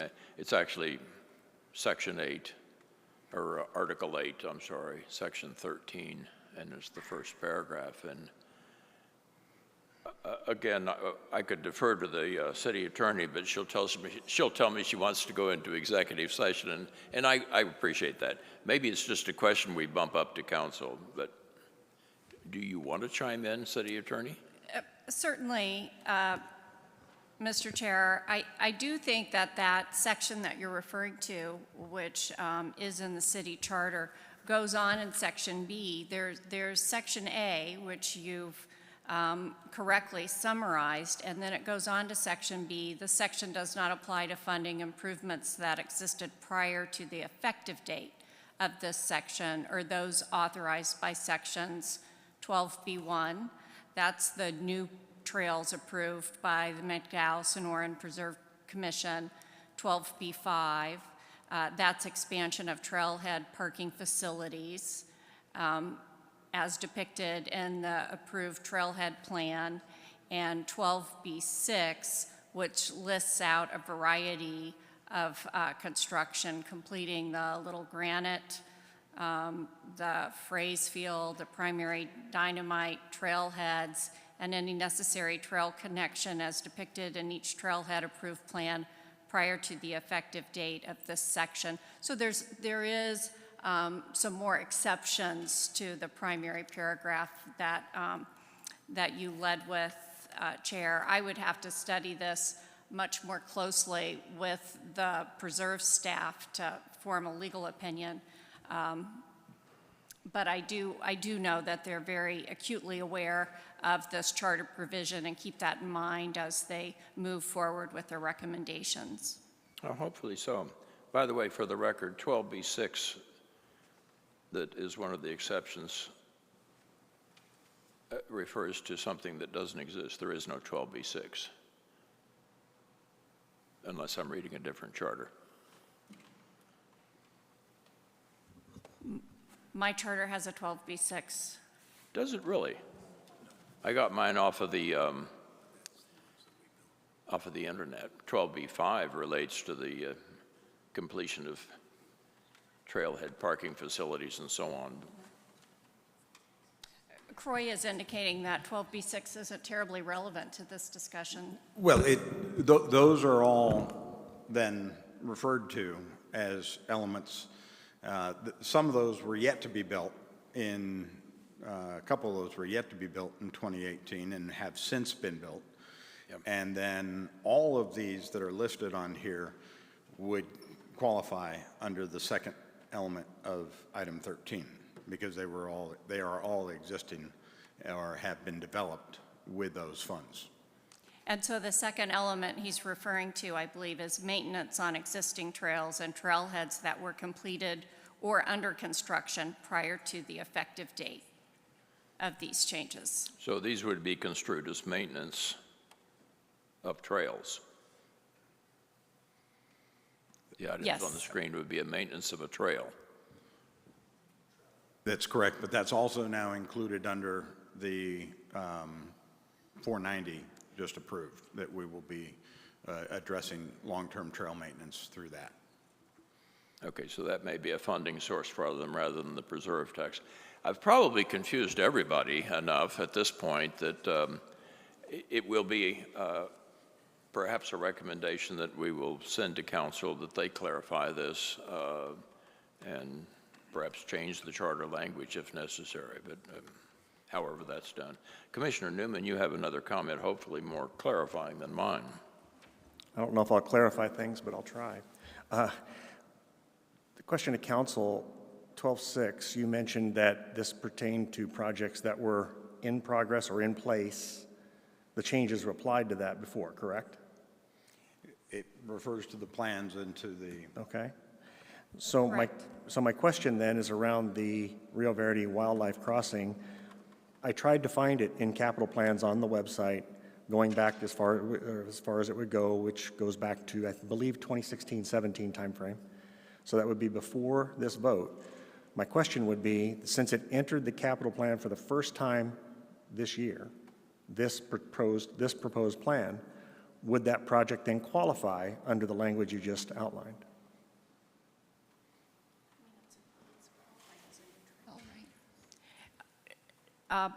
Again, I haven't studied this issue, but my understanding is it qualified as a new trail approved by the McDowell-Sonoran Preserve Commission.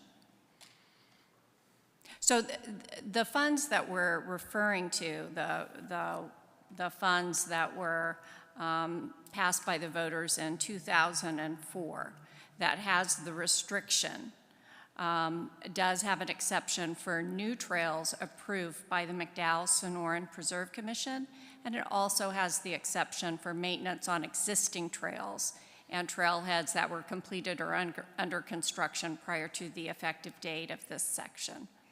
And so I believe that the land bridge, for lack of a better word, that we've been discussing qualifies as a new trail, at least the way the McDowell-Sonoran Preserve Commission considered it.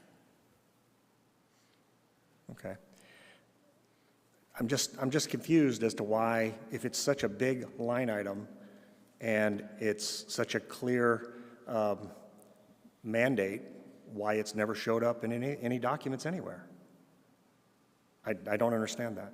It's because it's more than half the budget you're proposing here, but yet I can't find any evidence of it other than the discussions we've had and this discussion here.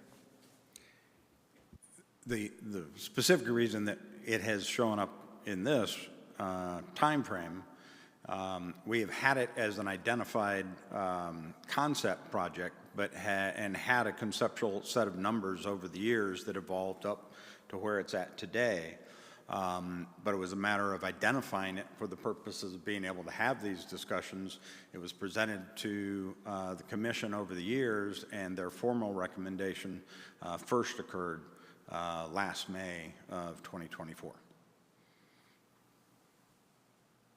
Okay, thank you. Commissioner Carla? In reality, it all came down to transportation. We were waiting for the Transportation Department to get to where they said we're ready to widen Rio Verde to 4 lanes because it only makes sense to do the two together. Well, after 20 years, we got tired of waiting. The deer aren't traveling the same way anymore, and that's why it came in now. Because Commissioner Newman is correct. It wasn't put in the budget before. And the reason is we were waiting on transportation. Commissioner Newman, do you have a new thought? I'm not sure what we're waiting on. There's 5,000 to 10,000 cars a day. It doesn't justify any widening, even now after the development. So I'm not sure where that was. So I question that, and I hope the feasibility study will answer exactly when that road will be widened and clarify this all for us, because I'm completely confused at this point. Well, I agree with your hope, 1,000%. Thank you, Croy. Thank you. For your endurance. We are now going to look at the Tourism Fund, and I think Rachel Smetana is going to walk us through the Tourism Fund budget. Mr. Chairman, members of the Commission, I'll be presenting some of the budgetary information of the Tourism Development Fund before handing it off to Rachel to discuss some of the more programmatic aspects of the fund. For those that may wish to see the fund in the proposed budget, it can be found on page B26. Could we go to the next slide, please? This slide has some background information on the fund itself. Back in 2010, voters approved Proposition 200, which increased the bed tax from 3% to 5% and designated 50% of that revenue for what's called destination marketing and 50% for tourism-related event support, research, capital projects, and other eligible uses. Moving on, this next slide will show the fund's revenue sources. Once again, we have 3 columns. We have the actual 2023-24, the forecast 2024-25, and the proposed 25-26. You'll see that the vast majority of the fund's revenue comes from the transient occupancy tax, or the bed tax. We're projecting this to decrease slightly in FY 25-26 based on the trends that we've been seeing in the current fiscal year. It's not on this slide, but you'll notice that in the fund's 5-year plan that we project that this revenue source, the bed tax, will start to pick up again starting in 26-27 and into the out years. The property rental line, this is the Fairmont Scottsdale Princess Hotel lease. Interest earnings, they fluctuate over time based on fund balance and the interest rate environment. The transfers in CIP line shows any remaining funds from completed capital projects that were returned to the fund. In last year's adopted budget, we projected $35.5 million in total revenue to the fund. I'm sorry. Yes, that's correct. In last year's adopted budget, we projected $35.5 million this year to the fund. Our most recent forecast, as you can see on this slide, has the fund at almost $38.8 million total. So we're about $3.3 million ahead of the original projections in the adopted budget. The change can be attributed to bed tax coming in higher than originally forecast in the adopted budget by about $2.3 million, and the $1 million that you see in the transfers in capital improvement plan line item. Can we go to the next slide? This slide shows the distribution of bed tax funding. 50% of the bed tax funding goes to destination marketing, as I mentioned. Now, 45% of that goes to the Experience Scottsdale campaign, and 5% goes to city destination marketing. And then moving down to number 2, and by the way, this is a slide that was presented in a previous BRC meeting. 12% goes to the general fund, 9% to tourism events, and 4% goes to tourism admin and research. And the remaining 25% and any remaining funds can go to other tourism-related projects and activities. I just call your attention to the little arrow off to the right, which is that any CIP projects that utilize tourism funds are reviewed and approved by the Tourism Development Commission and by City Council. Can we go to the next? This is a breakout of fund expenditures over the 3-year period, actual 23-24, forecast 24-25, and then the proposed budget 25-26. We have these broken out into destination marketing in your book on page B27 and non-destination marketing on page B28 if interested. One thing I'd call your attention to is the transfers out line, which includes transfers out for the CIP, debt service on MPC bonds, and operating transfers out. So with that, I'll hand off to my colleague Rachel Smetana to speak in a bit more detail about the programmatic uses of the Tourism Development Fund. Thank you, Scott.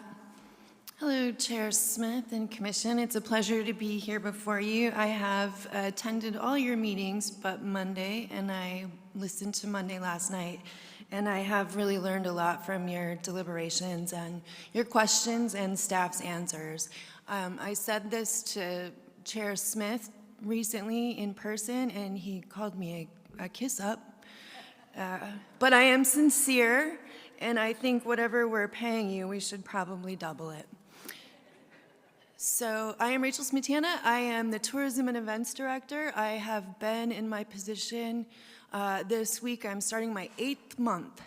So I've been with the city for a while. I came from overseeing a very small operating budget to now be the steward of the Tourism Development Fund, which, as Scott mentioned, is forecasted to be $33 million and is governed by the voters and ordinance and financial policy. So I've spent the last few months really trying to get a fulsome understanding of this, how it's worked in the past, the decision-making behind some of the expenditures in the past, if I could get that, reading council reports. And so for 25-26, what we're proposing came together in December, and even since that time, I have had new leadership. Judy Doyle is now the Senior Director of Enterprise Operations, and she is new to the position since February.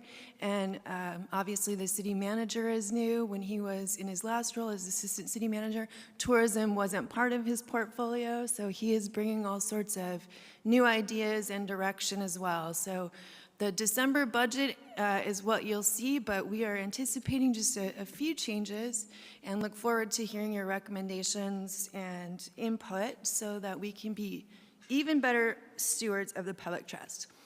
All right, destination marketing. So the voters said that we will increase this tax, but you must use 50% for destination marketing, and the other 50% can support tourism in other ways. So since 1977, the city of Scottsdale has employed someone to help with destination marketing. In 1987, the Chamber of Commerce had a tourism arm doing business as the Convention and Visitors Bureau. Eventually, that operation grew out of the Chamber of Commerce and became its own organization. And I'm not sure, it wasn't that long ago, maybe it was less than a decade ago, they changed and rebranded to Experience Scottsdale. So we have a contract with them right now that we renegotiated in FY 22-23. That contract will expire in 26-27 and has an option for a 5-year renewal. During those contract negotiations, it was decided that previous to that, we gave the entire 50% to to Experience Scottsdale for their destination marketing work. But in 22-23, the city council voted through that contract for the city to keep 5% of that for our own destination marketing work. And so, as you can see here, we do an analysis of Experience Scottsdale's work, their advertising, the investment in their advertising, and it is estimated by a third party that we are receiving $116 in spending for every dollar in advertising they create. So, Commissioner Stevens had asked about the contract and some questions. So I printed you, and I apologize for the way it's printed. It's printed this way. If anybody wants a different copy or a link, we've got it online. But this is what Experience Scottsdale submits to us every year. They've got a master contract with us, and then every year we bring forward a financial participation agreement in addition to that. That financial participation agreement includes their business plan, their annual business plan, and towards the back of this business plan, you will see some detail around what they're planning on doing this fiscal year, as well as performance standards that we hold them to. So that's a piece. We also receive quarterly reporting from them, and I gave you a copy of this. This is just 1 month of Q2 that they gave us. In addition to that, they also detail by month the other deliverables that are in their contract. So they also present here at City Council. Our city manager is on their board. We have Councilwoman Whitehead right now is also on their board. Every year, a city council member is part of their board. So all of this to say, there's a lot of oversight. It looks like a lot. It's $14.8 million. But we believe that we've got a lot of checks and balances in place to make sure that we're getting our money's worth. And it's also evidenced by the tax receipts that we are seeing. Experience Scottsdale is bringing folks here. And the city's job is to make sure that when they're here, they're having fun, it is safe, and they have enough things to do, so they want to come back. Any questions on the destination market? Oh, so the city's 5% of the destination marketing piece. We're new to destination marketing. We haven't done this prior to 22-23. So since 22-23, we have used that 5% allocation to market Old Town Scottsdale as a destination, to help with position Westworld as a destination for events that bring tourists. Scottsdale Stadium also has used some of that money, as well as our economic development team. They have a campaign called Choose Scottsdale, so they do some out-of-market advertising, and they also we help with some of their business attraction efforts as well through that 5%.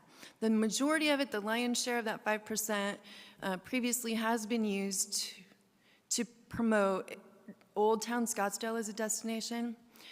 This year, we proposed in December we had some ideas that we thought would really boost our destination marketing program in some different areas. So we brought that forward to the Tourism Development Commission. We submitted it as part of the budget. But since then, as I mentioned, I have a new boss, and she has a new boss, and he has 4 new bosses, and a whole different point of view. So things have changed. So what our city manager has asked that I do, with the help of Judy Doyle, is to relook at how we're spending that 5% of the city's piece of it, and be very intentional that we're using that money to support the existing businesses in Old Town Scottsdale, and to really start being forward-thinking and slightly more intentional. Right now we're spending that money in Old Town to market Old Town as a whole, but it's got all these great parts that we could be more specific about. It's got museums and 55+ art galleries and things like that. So you will see that there is an increase, there is a request for funding over forecasted sources in that 5% piece. Right now, we're going to go and do, starting next month, we're going to ask the community, do a public outreach process, ask the community, really do some focus groups and come back with a strategy. Also, Westworld is going through a strategic planning process, so we think that even though it's in the budget as it is, we likely won't spend the entire budget request this year and hope to have something more specific and more intentional going forward for use of that 5% for destination marketing. Sound good? All right, so you can't have a wonderful, fun destination without wonderful, fun events. And so we spend 9% of our budget on event retention and development. The Tour de Scottsdale, I noticed, is actually, it's in the wrong place. We actually use some of our strategic planning money to support that event. How we support that event in particular, it's $200,000.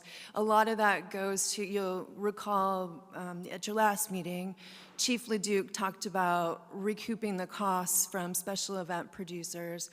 We are paying his public safety costs. Tour de Scottsdale is a 60-mile bike race around North Scottsdale, so it's imperative that we keep those bicyclists safe.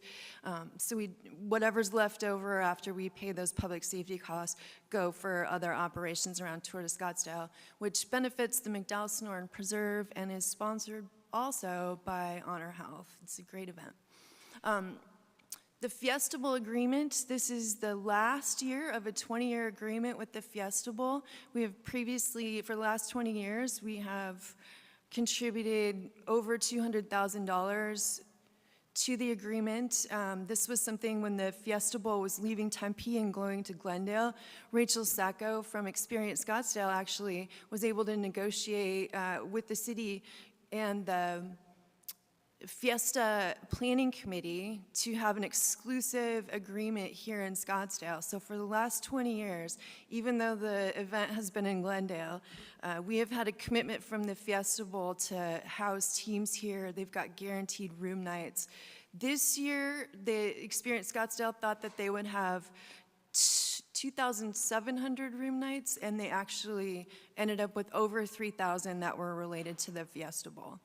So that has been a wonderful economic driver in what typically has been a slower season around the holidays for tourism. The nature, I don't know much about college football, but the nature of it is changing away from the bowl type structure to more of a tournament. So we anticipate that the impacts from college football around the bowl season, the typical bowl season in time, will change. If it is a tournament and teams are moving locations, they're not likely to bring their band, which is, we get the bands, the fans, the alumni, the parents, and all that when it's a bowl and when it's one game. But if it's multiple games potentially, then we anticipate seeing less of a tourism impact there. The teams probably won't bring everyone to every destination. So we're rethinking what we want to do now that that agreement is ending naturally, how we want to invest in sports, what makes sense in that regard. So that's something that will be a conversation this year with the city manager as well. We also fund external events through a funding program. These go through the Tourism Development Commission, and then the new event funding program will also go to City Council. The others are smaller expenditures, so the budget naturally gives the authority to enter into agreements as long as the TDC concurs as far as community events go. We also have an event venue funding program, so we get a lot of competitive youth and adult and professional leagues that want to play here in our best seasons at the Scottsdale Sports Complex or other places. So if someone brings a tournament and they can guarantee us a number of room nights, we will offset that because it's not just the room nights, obviously. These families are in our restaurants and in our shops and all that. It's a great tourism benefit. So we will help attract the tournament here by supporting the fees that they are charged by the venues, mostly through our own Parks and Rec department. And arts and culture was something that my predecessor put together, wanted to be more intentional about attracting events that celebrated Scottsdale's brand as an arts and culture destination. So Dias de los Muertos, for example, Arizona Music Fest. We want to retain our reputation as a high-end arts and culture community. So that is set aside there. Again, the TDC oversees all of that. If it's a new event, we want to support events that could potentially grow into real tourism drivers, like our main ones, Barrett-Jackson Arabian, Bike Week is actually a great example as well. So we do have a new event funding for up to $75,000, and we need to guarantee that you're going to attract so many folks. It has to be a multi-day event. We only allow you to apply for that funding in the first 3 years of the event, and then if the TDC does believe in that particular event, we will bring that to council to make sure that they concur. We also produce internal events ourselves. Scottsdazzle is headed into its 10th year, so there is no reason to go back east. And a white Christmas means nothing when you're having this much fun in December in Scottsdale. So my team, me and actually 4 folks put together an event season last December that consisted of 45 events in Old Town Scottsdale with the help of some merchants and some community partners. So we've seen the hotel receipts we saw for December are actually 45% year over year from the year before, and I want to take credit for it for Scottsdazzle, but it was probably the Fiesta Bowl or the Rate Bowl or something like that. And then also Western Week, we have to support our Western heritage. This is part of what makes Scottsdale special. We helped to produce the Prado del Sol. We had the Pony Express back this year for the 67th time. And then we want to build a week of programming so that Scottsdale is known as a southwestern, western destination. That is really important. We do some other smaller internal events as well, but no matter if you're here for a business conference, we want you to feel compelled to stay through the weekend or a whole other week. We want to have an active and fun destination. Even if you're here visiting Grandma Ruth, we want you to have so much fun that you want to come back and visit her again next year. So we pay a lot of attention and put a lot of energy into our event retention, both internally and through our external partners. Administration and research. This is a 4% bucket. It's pretty self-explanatory. You'll see the other contractual is $334,000. That is a big jump. That is, it's 4% of the forecasted. We do a lot of tourism research out of this, and I anticipate that over the next fiscal year, some of that other contractual will need to be respread into the tourism research piece. Judy wants to do some research around current economic impact of spring training. We are in phase 1 of a feasibility study for a potential event venue, and phase 2, if council likes it, will come out of the tourism research piece. And I also want to better understand those youth, those league that we support with our event funding, those competitive league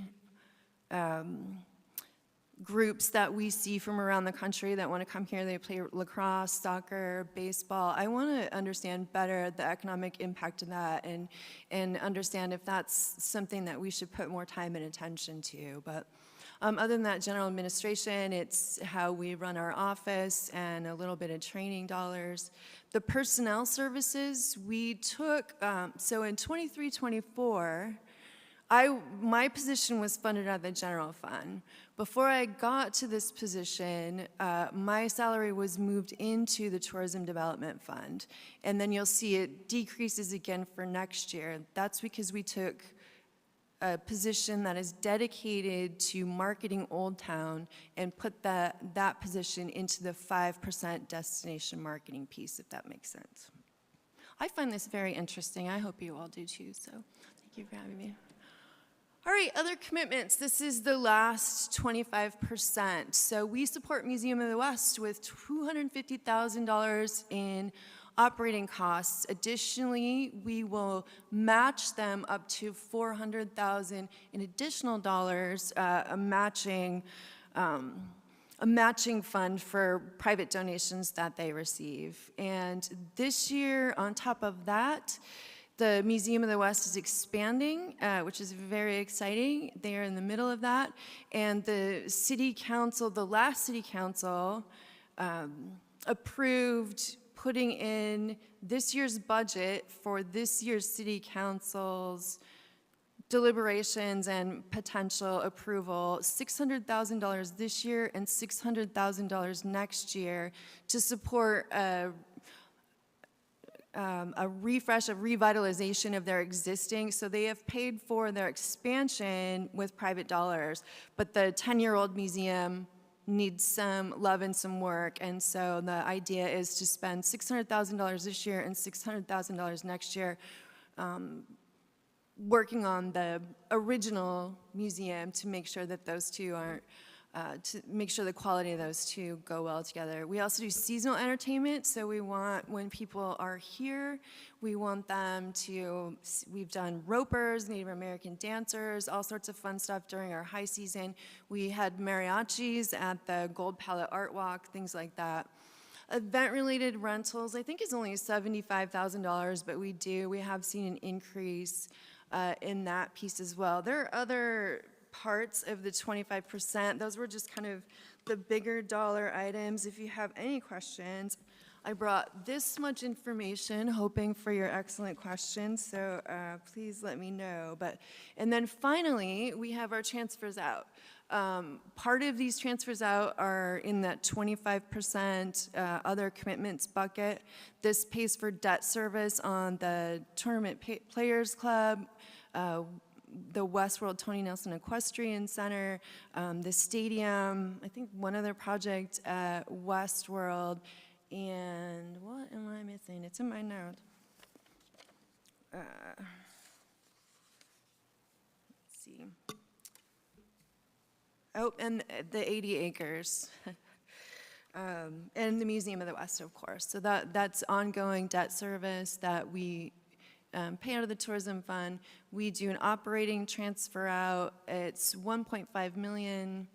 $500,000 of that this year is going to Westworld to support their operations. That's the biggest portion of that. And then we also just have 2 CIP projects this year. I will say that the Prop 490 has taken some pressure off of the Tourism Development Fund, which is very nice.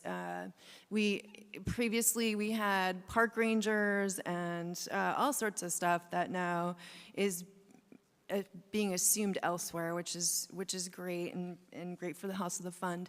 And then the last piece is we do an automatic 12% transfer to the general fund. This year it's just under proposed to be just under $4 million. That is not earmarked. That is really just those costs that you get when you have tens of thousands or millions of visitors every year. Judy Doyle at one point had done an analysis of the costs around just the public safety piece in Old Town and the Old Town maintenance, and adjusting to today's dollars, I think it's $13 million just for that piece. So obviously tourism has an impact on our general fund. This is to help support that. We did a study in 2023, and for every dollar we spend on tourists, we receive $1.44 in tax receipts. So it's all worth it in my mind. And that is our 2025 budget. I believe that is happy to take any questions. I hope you have some good ones like you did for everybody else. Thank you, Rachel. We admire your enthusiasm and hope you can maintain that. As an observation for the public at large, this is one of the largest input budget revenue items that we have in the city, and it is dedicated for the uses of promoting tourism as described. And I've said, and many others have said, you know, I've just observed that's our largest industry here in town, and it needs to be funded, it needs to be nurtured, and certainly not abused in any way. So that's been the reason behind many of the questions that we've had for others. I'm going to defer to a couple of other commissioners first. Commissioner Stevens. Yeah, you know, I got to tell you, it's pretty tough coming in and trying to, without getting into the details, it's really hard to get our arms around this. So maybe next year someone can dig into this a little bit more, but it's just too hard to figure out what's going on here. I will, the only observation I'll make is Experience Scottsdale appears to be a not-for-profit that has some board members. I'm curious about how big a part we are of them, if anyone knows, because I did notice that we have 2 board of directors members and none of the other 30 board members have representation other than 1 people, so I'm assuming we're pretty big. And if we're a big piece of them, it just might bring some other questions into someone's mind about, are we getting our fair share? Are we getting the right input? And what are they really doing? But I will not be part of this in the future because this is so far out of my competency as far as knowing marketing. I just point out that we have a lot of money going to a separate entity that is serving a whole bunch of other people. So my only question would be, are we getting our fair share and are they paying attention to us? So there isn't a question in there other than if anyone knows ballpark, are we 20% of their revenue? Are we half? Are we 5%? 70%. We're 70%, so we're really, they should be taking care of us then. Yes, and 70%. yes, and I do, Commissioner, thank you, Chair and Commissioner. I do hope that you will hear more on tourism and the Tourism Development Fund in the future. I know that this was a very compressed time frame. I really dedicated myself to this, and it took me a long time to understand this, and I probably still didn't explain it to you very well, but Experience Scottsdale, 70% of their budget comes from City of Scottsdale bed tax, 13% comes from the State of Arizona Prop 302, 11% from the town of Paradise Valley, and 6% from the private sector. Okay, interesting. Commissioner Newman. Yes, thank you, and I appreciate your passion as a fellow marketer. So, question, I hear and see, and I haven't had a chance to look at the report in detail, but I thumbed through it real quick. I hear and see the focus on retail tourism, okay, and I think you did a nice job with that, and all the tactics go with that in terms of awareness and getting that out there in various cities around the country to draw people here from a retail standpoint, okay? Where in your plans is there the attraction of the business convention, the moderate-sized business convention? I've done a lot of pharmaceutical conventions, business conventions. ASU is a robotics center of excellence. Where are those conventions? Because the business people are also kind of subsidized because they're here for some work, but they're subsidized to stay and do all the other things. So Scottsdale fits a need in terms of you want to have a great venue to go to, so then they might bring their family and they'll do other things while they're here. And it's not just a business event like some other cities in the winter. My company always wanted to have it in Chicago in the winter, so it was really cheap. And so, but nobody wanted to go there and nobody would bring their family and there was no additional tourism dollars. So there's a great opportunity here from a business standpoint, but I don't really see that. And maybe it's there and I just haven't gone through it yet. But I would like to understand that. So, so I am the contract administrator for Experience Scottsdale. What I gave you is their strategic business plan for Experience Scottsdale, the nonprofit that Commissioner Stevens mentioned. I do know, however, that 50% of the bookings Experience Scottsdale in 23-24, which is the last time we have whole numbers, 50% of the bookings were meetings and conventions. We have an issue sometimes with size of venue. The strategic plan that we're in year 2 of talks about the need for venues of different size, but a large percentage of what we are bringing are meetings, and then what I hope to do through marketing Old Town, through events, through supporting wonderful venues, McCormick Stolen Railroad Park, is that we'll get that stay lift from that meeting visitor, so. Just going forward, I think what would be helpful, and this is just a suggestion, but to reach out to maybe those meeting planners and target a moderate-sized convention that fits the venue that you have here and track those in. And I would expect to see in the budget going forward, like some travel dollars, things like that, to go out and do outreach to the meeting planners, the event planners, the people who influence where to take your event.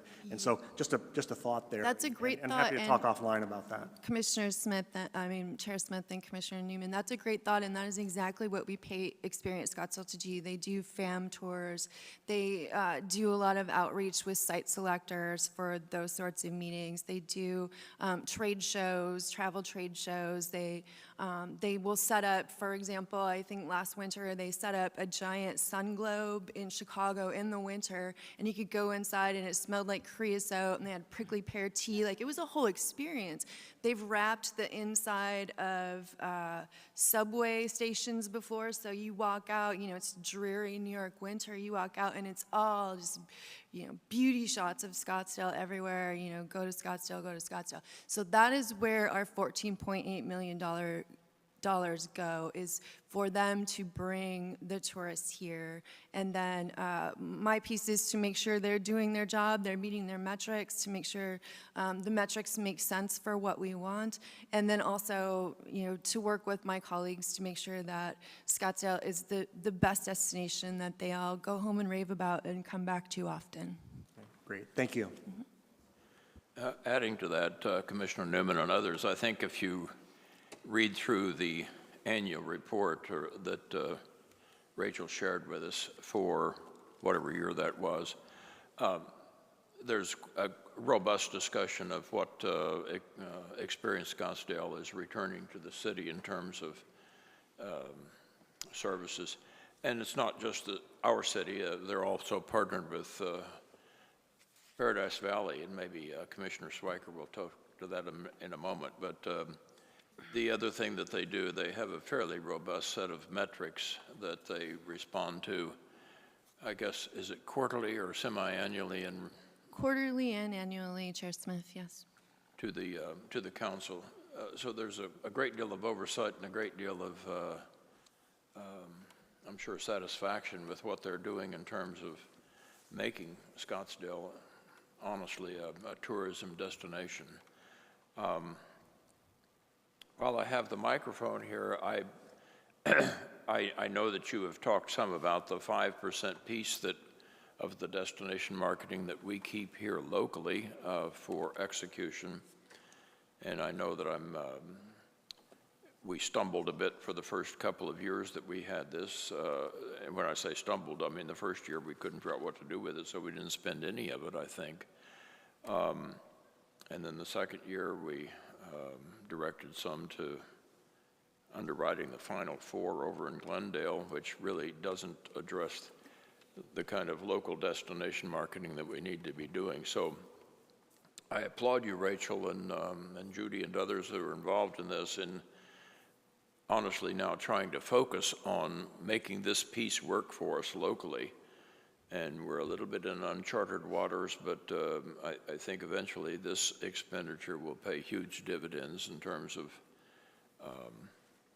promoting our local, particularly downtown area. I'm going to turn it over to Vice Chair Schweiker.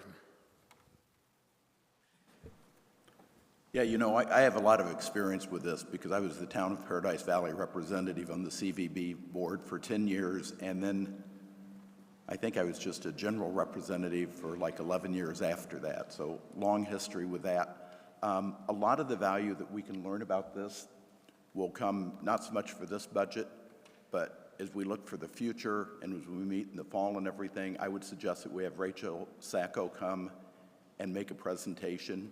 In PV, we looked at this very carefully, and we returned $7 for every $1 we spent on the CVB. And the hotels that they would bring people to were all in either Scottsdale or Paradise Valley. Now the Salt River Pima Indian community is kind of a partner, and so some of that goes over there. But for the most part, Rachel brings people, and they do a very extensive work with meetings and event planners. So, you know, that is one of their focuses on bringing people in. But I would just suggest that for a future topic that we have Rachel Sacco in to really explain the whole organization, because I have to tell you, it's amazing Scottsdale has kept her for all of these years, because she's been recruited by every CVB kind of organization in the entire country, and she's so dedicated to Scottsdale, and she's got the metrics to show that it's a good investment. So I'm a strong endorser of that, and I look forward to learning more and sharing all that with the rest of the people when we can get Rachel on the agenda. She didn't even pay you to say that? No. Amazing. I think it's true. The organization has been a partner with Scottsdale for many, many years, and we tend to think of it as Rachel Sacco and Experience Scottsdale, but there's a whole team of people executing that contract on our behalf, and from all appearances doing a great job. Again, it's our most important industry. I applaud you for being the gatekeeper on this money and making sure that every dollar is spent to promote tourism. And we have no other questions. I mean, I'm sorry to disappoint you, but you must sit down now. Thank you. The next area we're going to look at is the Library and Human Services Department operating budget, and Kira Peters is here to tell us all about that. Good afternoon, Chair Smith, members of the Commission. Again, my name is Kira Peters. I'm the Senior Director over Library and Human Services. So I am happy to be here this afternoon to share the operating budget for this department, as well as take a little deeper dive into the Housing and Community Assistance Office, which is federally funded, because I know that's been a little bit of a topic of interest. Before I jump into the presentation, I wanted to make sure everybody knew what Library and Human Services is composed of. Obviously, in the title, the libraries, we have got 4 public library branches, all amazing, from Civic Center to Mustang to Arabian to Appaloosa Library. The Human Services Division is made up of 2 robust senior centers, Paiute Neighborhood Center, Social Service Hub Vista del Camino. We've got Youth and Family Services, and the Housing and Community Assistance Office. So this is a department that really is forward-facing and in service to the community. Similar to the other presenters, I'm going to be reviewing the full-time equivalents, budget breakdowns, information on federal programs, key cost drivers, vacancies, operating metrics, and the 25-26 budget requests for the Library and Human Services Department, which will include additional FTE requests and new initiatives. So here is a slide of our FTEs and a visual breakdown of the employees that are at each of the areas within the department. Libraries and Human Services has an operating budget of $33.7 million. So $15.3 million of that is FTEs, it's the personnel. And Commissioner Stevens, thank you for the advanced question. I know in the budget book, you had a question about the decrease in FTEs. And so I did a little bit of research on that, and Rachel mentioned the reorganization. Formerly, we had community services, and there was an administration budget for the community services division, of which we had several employees. Community services IT staff, we had marketing staff in there. When we did the reorganization, that is evidence. This was kind of the landing of where they wanted to show where those came out of. So it shows that decrease of 16, I think, 0.7. That's really because that's where those community services staff were before the reorganization. So that kind of shows those ones went out. Don't know if I'm articulating that super well, but it's almost like my department was the one where they showed those coming out of, but really it was the community services. And again, IT staff moved out and the marketing team moved out. Hopefully that answers. Happy to dive in further to that if need be. So again, these are the staffs and some of the things I wanted to focus on. While Libraries and Human Services is not a large revenue generator, the ROI is really in the people that we serve. So a lot of the slides and things that I'm going to talk about, I'm really going to show the numbers associated with the Scottsdale residents that we serve as a result of our programs. So these are the teams that provide literacy, access to information, social services to people in need, and a lot more.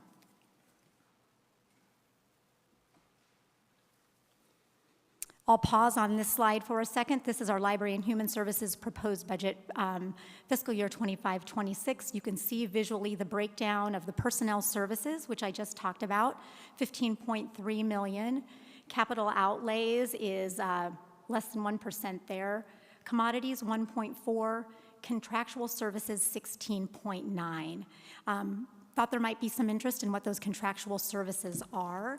So some of those higher dollar contracts are with our housing assistant payments. So I'm going to talk later in my presentation about the Housing Choice Voucher Program, formerly known as Section 8, and the rental subsidies that go out. That's a big piece of the contracts there, of the contractual services. That's also where we have a lot of our grants and subsidies. We have got contracts for the library system are housed there. And also some of the larger rehabilitation projects that are housed in the Housing and Community Assistance Office. Those were some of the higher dollar contracts that make up that number.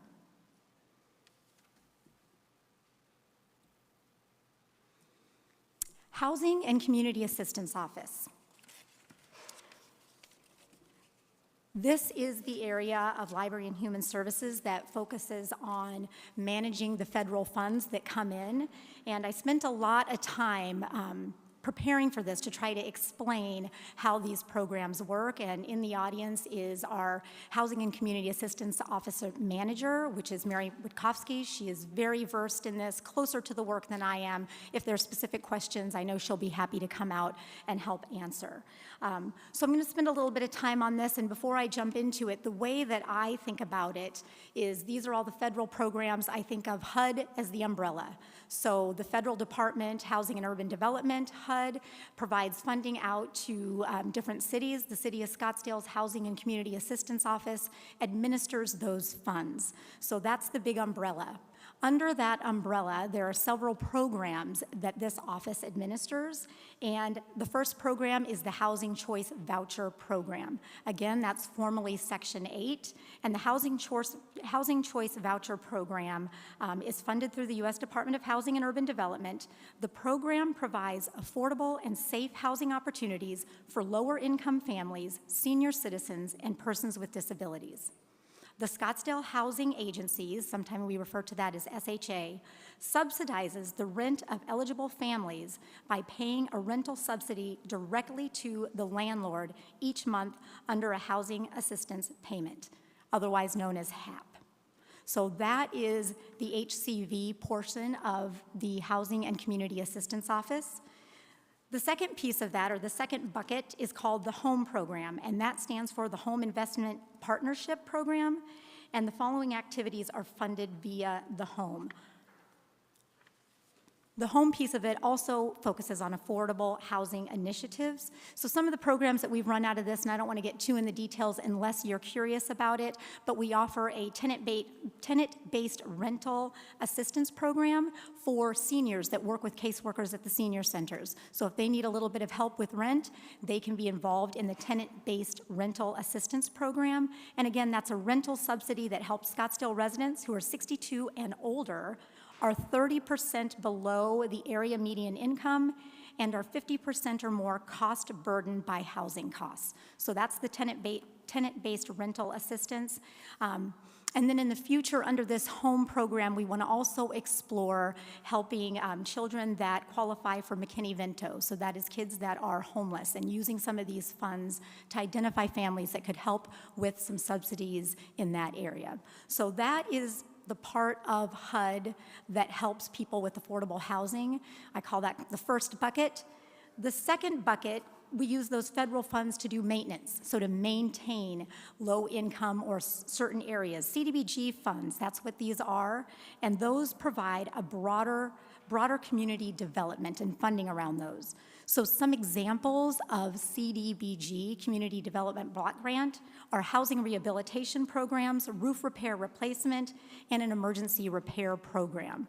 So those are some of the things, high level, probably the bigger ones within housing and community assistance that are supported via the federal dollars that the housing office here in Scottsdale manages. And those are some of the bigger ticket items. One of my future slides is going to have a breakdown of our funding sources, and you will see many of those fall within this category. So I want to just preface that slide with just this general information about the Housing and Community Assistance Office.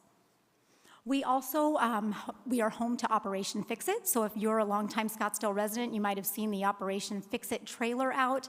That is a program that will go out and help eligible Scottsdale residents in need if they need a little bit of help with landscaping to meet code enforcement. That program is funded via the general fund. And then we are also the agency that manages local funding and handing some funds out to local nonprofits that complements the work of human services in our community. So that's just a general overview to hopefully warm you up with all of the Housing and Community Assistance Office, federally funded programs. Recently, Mary and I do get a lot of questions with things happening at the national level with HUD and things with federal funding, what the status is and what impacts might be. Right now, the federal government is operating under a continuing resolution, so funds are going through at least September of 2025. We know there's still some unknown beyond that, but right now, it has been business as usual, and we are doing business under that continuing resolution. This is the slide that I talked about and wanted to warm you up for. I'll give you a little bit of time to digest it. What I wanted to do in this slide was really just show the different divisions within the department. So you'll see there the admin cost, you'll see the column for housing, you'll see the column for human services, you'll see the column for library. Those are the divisions within this department. And then what we did was we broke it out so you could see what was paid, what we budget for in the general fund, what we're using, what we budget for CDBG, a CDBG loan, which is a different program. We have got some properties, some affordable properties at Bellevue. We've got the home program. I just talked about that in the earlier slide. Grants, HCV, which again, Housing Choice Voucher, special revenue, and then the opioid funds. And I've got a little bit of information on opioid settlement funds as well. So for those who don't know, the pharmaceutical industry is being held accountable for its role in perpetuating the opioid epidemic. So really there's, Arizona is slated to get $1.12 billion, and so some of those funds are allocated to Scottsdale in the form of opioid settlement funds. Those funds are restricted on what we can use them for, but they do come to the Human Services Department, so we work to manage and use those funds within the guidelines which we're allowed.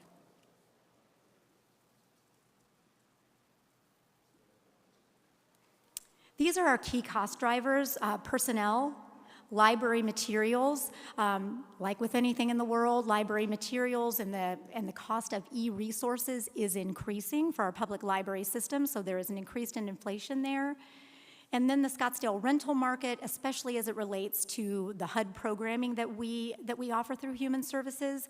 You know, the cost of rental units is higher than it was in the past, so that is definitely a cost driver. I talked about the home program. Those also cost some work when we have to do some rehabilitation work to the bigger dollar amounts. So that's the escalating cost of the home repairs. So those are the high-level key cost drivers for the Library and Human Services Department. So for the vacancies, right now, or snapshot in time, we have 6 current vacancies. And we have 1 FTE request for fiscal year 25-26, and that request is for a grant accountant. We've got an existing vacant position that we want to reclass into a grant accountant to help us with all of that work I just talked about. Managing the HUD program and the federal dollars can be very complicated. We've got an upcoming retirement, and we really need to get somebody in who knows that work and knows everything that we need to do to maintain compliance with our federal funds. So that's a really important vacancy that we would like to be filled in fiscal year 2025-26. You see here there's positions that are general fund positions, and then there's other funds. A lot of the work that we do in human services is funded by grants, and we have got at Vista del Camino, that is called the Community Action Program, or CAP. So we have caseworkers that help eligible residents with rent and utility assistance, and we are fortunate that those caseworkers' salaries are paid for through the county. So those positions, their salaries are paid for through the county. Scottsdale's portion of that is to pay their fringe benefits. So when I talk about those vacancies there, 2 of those vacant positions are caseworkers that would be funded via the county. That grants accountant that I talked about earlier, the other third one, also funded through grants, and that would be paid for through the federal dollars. So our new initiatives, really one thing that we want to do, we just finished a strategic plan. I know this is important for public libraries. 2 is really increasing community connections. I know it's been a while since we've talked about COVID-19, but for vulnerable populations, aging population, really making sure that we're a place for community connections is an important initiative for us. And also improving our data collection and processes. We collect a lot of data, we have a lot of partners, nonprofits, and we really want to improve on how we're collecting data, processing it, and reporting it out. So that's something that this department will be working on moving into the future. These are our budget requests, again, reclassing a vacant administrative aide to a grants accountant to help with the federal dollars.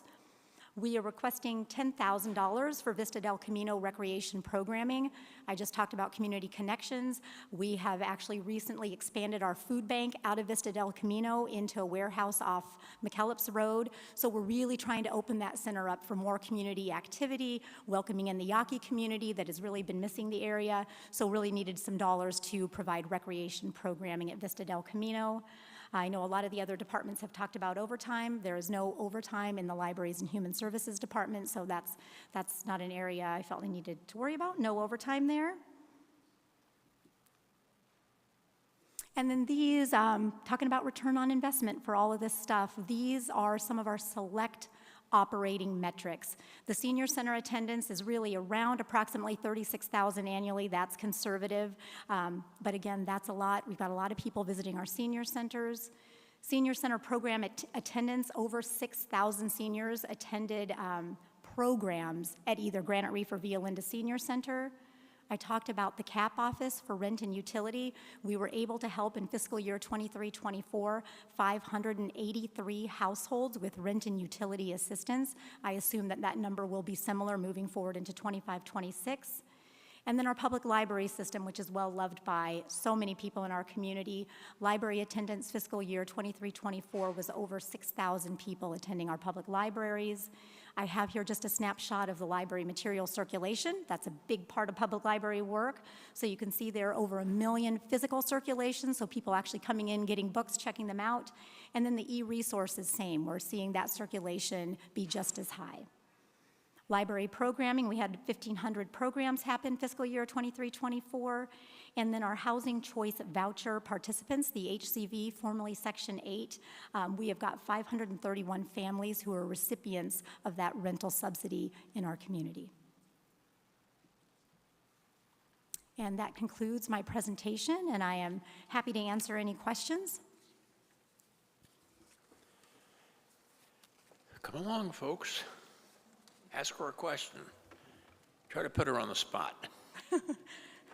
No, thank you, Carrie. It's an interesting part of our city services, particularly the human services part that not many people are aware of, but it's obviously important to a certain segment of our citizens, and we should be proud that we can offer them that help.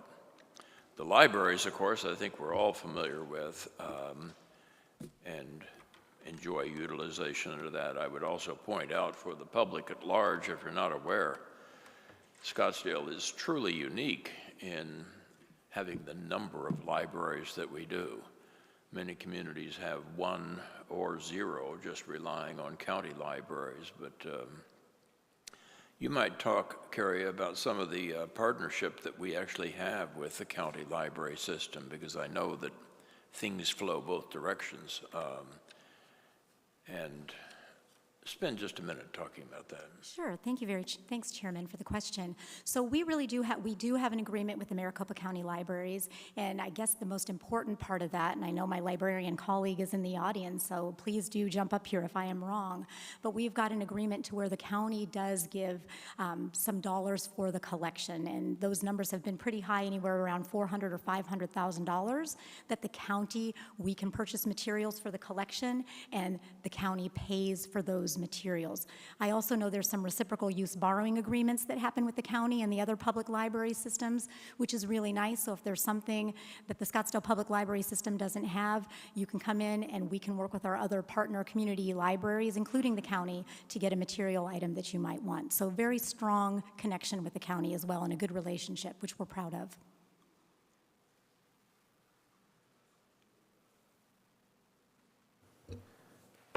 You're so dependent on some federal funds. Are there concerns and plan B? Thank you very much, Chairman Smith and Commissioner Seitz. We do have a plan B. We're kind of evaluating what that will be, and it is hard right now because there's just so much unknown. It'll be really hard. I talked about the 531 families that are on a voucher, and if those federal funds go away, that's 531 households in our community that would be without rental subsidies. So that is a challenge that I don't have a solution to right now, but it is something that we pay very close attention to and have in the back of our minds, and actually discuss all sorts of different options on what could happen if there are some significant cuts at the federal level. You're welcome. With that, I see no further questions, Carrie. Thank you very much. Thank you very much. For your presentation. And the remaining item, number 5 on the agenda, is a general fund budget review of some specifics by our city treasurer, Sonia Andrews. Thank you, Chair, Commission. This is a review of the general fund budget. Next slide. So to truly understand the general fund budget, I'd like to take you back about 5 years and speak about the events that significantly changed our revenues and expenditures in the general fund.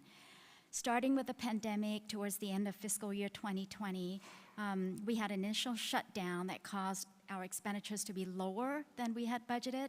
Because of the shutdown, we didn't hire our seasonal workers. We had supply chain issues, so delays in expenditures.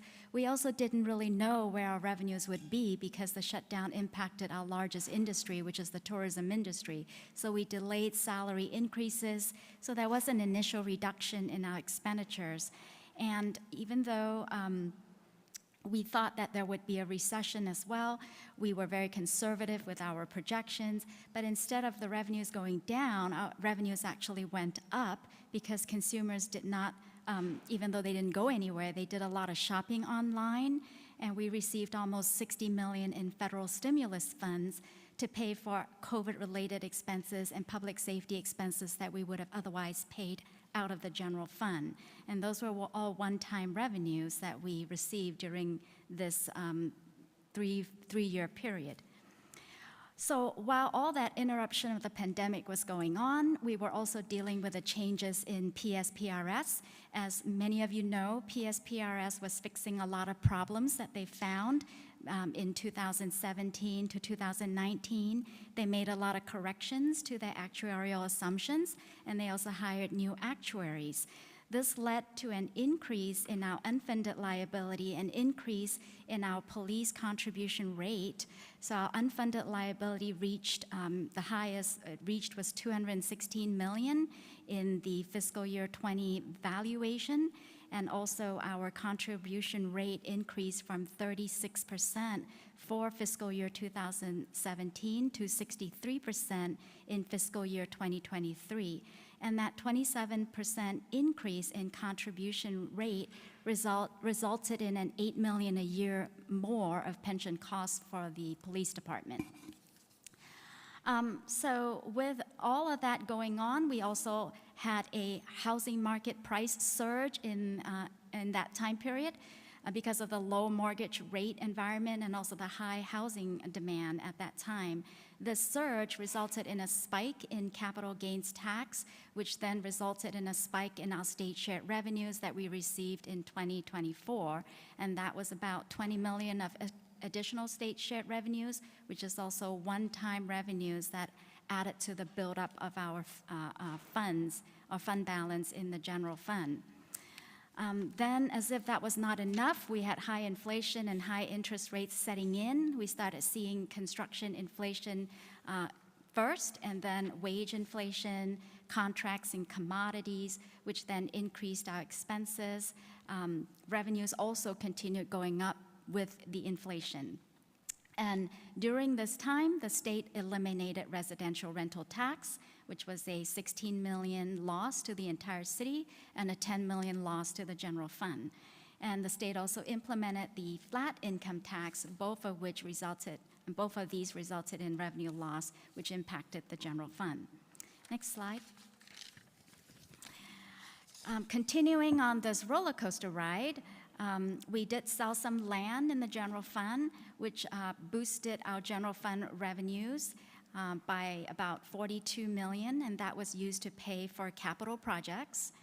And we continued to see construction cost increases with inflation and some scope changes, and so we transferred quite a lot of those excess funds and excess revenues we collected to the capital projects fund. So from fiscal year 22 to fiscal year 25, we transferred $226 million to our capital improvement projects. Then aside from all of that, the general fund also was affected by the tight labor market. Our vacancy savings increased significantly, which added to the buildup of our fund balance. We faced significant wage pressures. We put in place the police and fire STEP program and also started a citywide compensation study, which adjusted wages throughout the city this fiscal year, and we still have more to do to ensure our wages are at market. In the meantime, we launched the ambulance service, opened new fire stations and training facilities, and those impacted the general fund as well.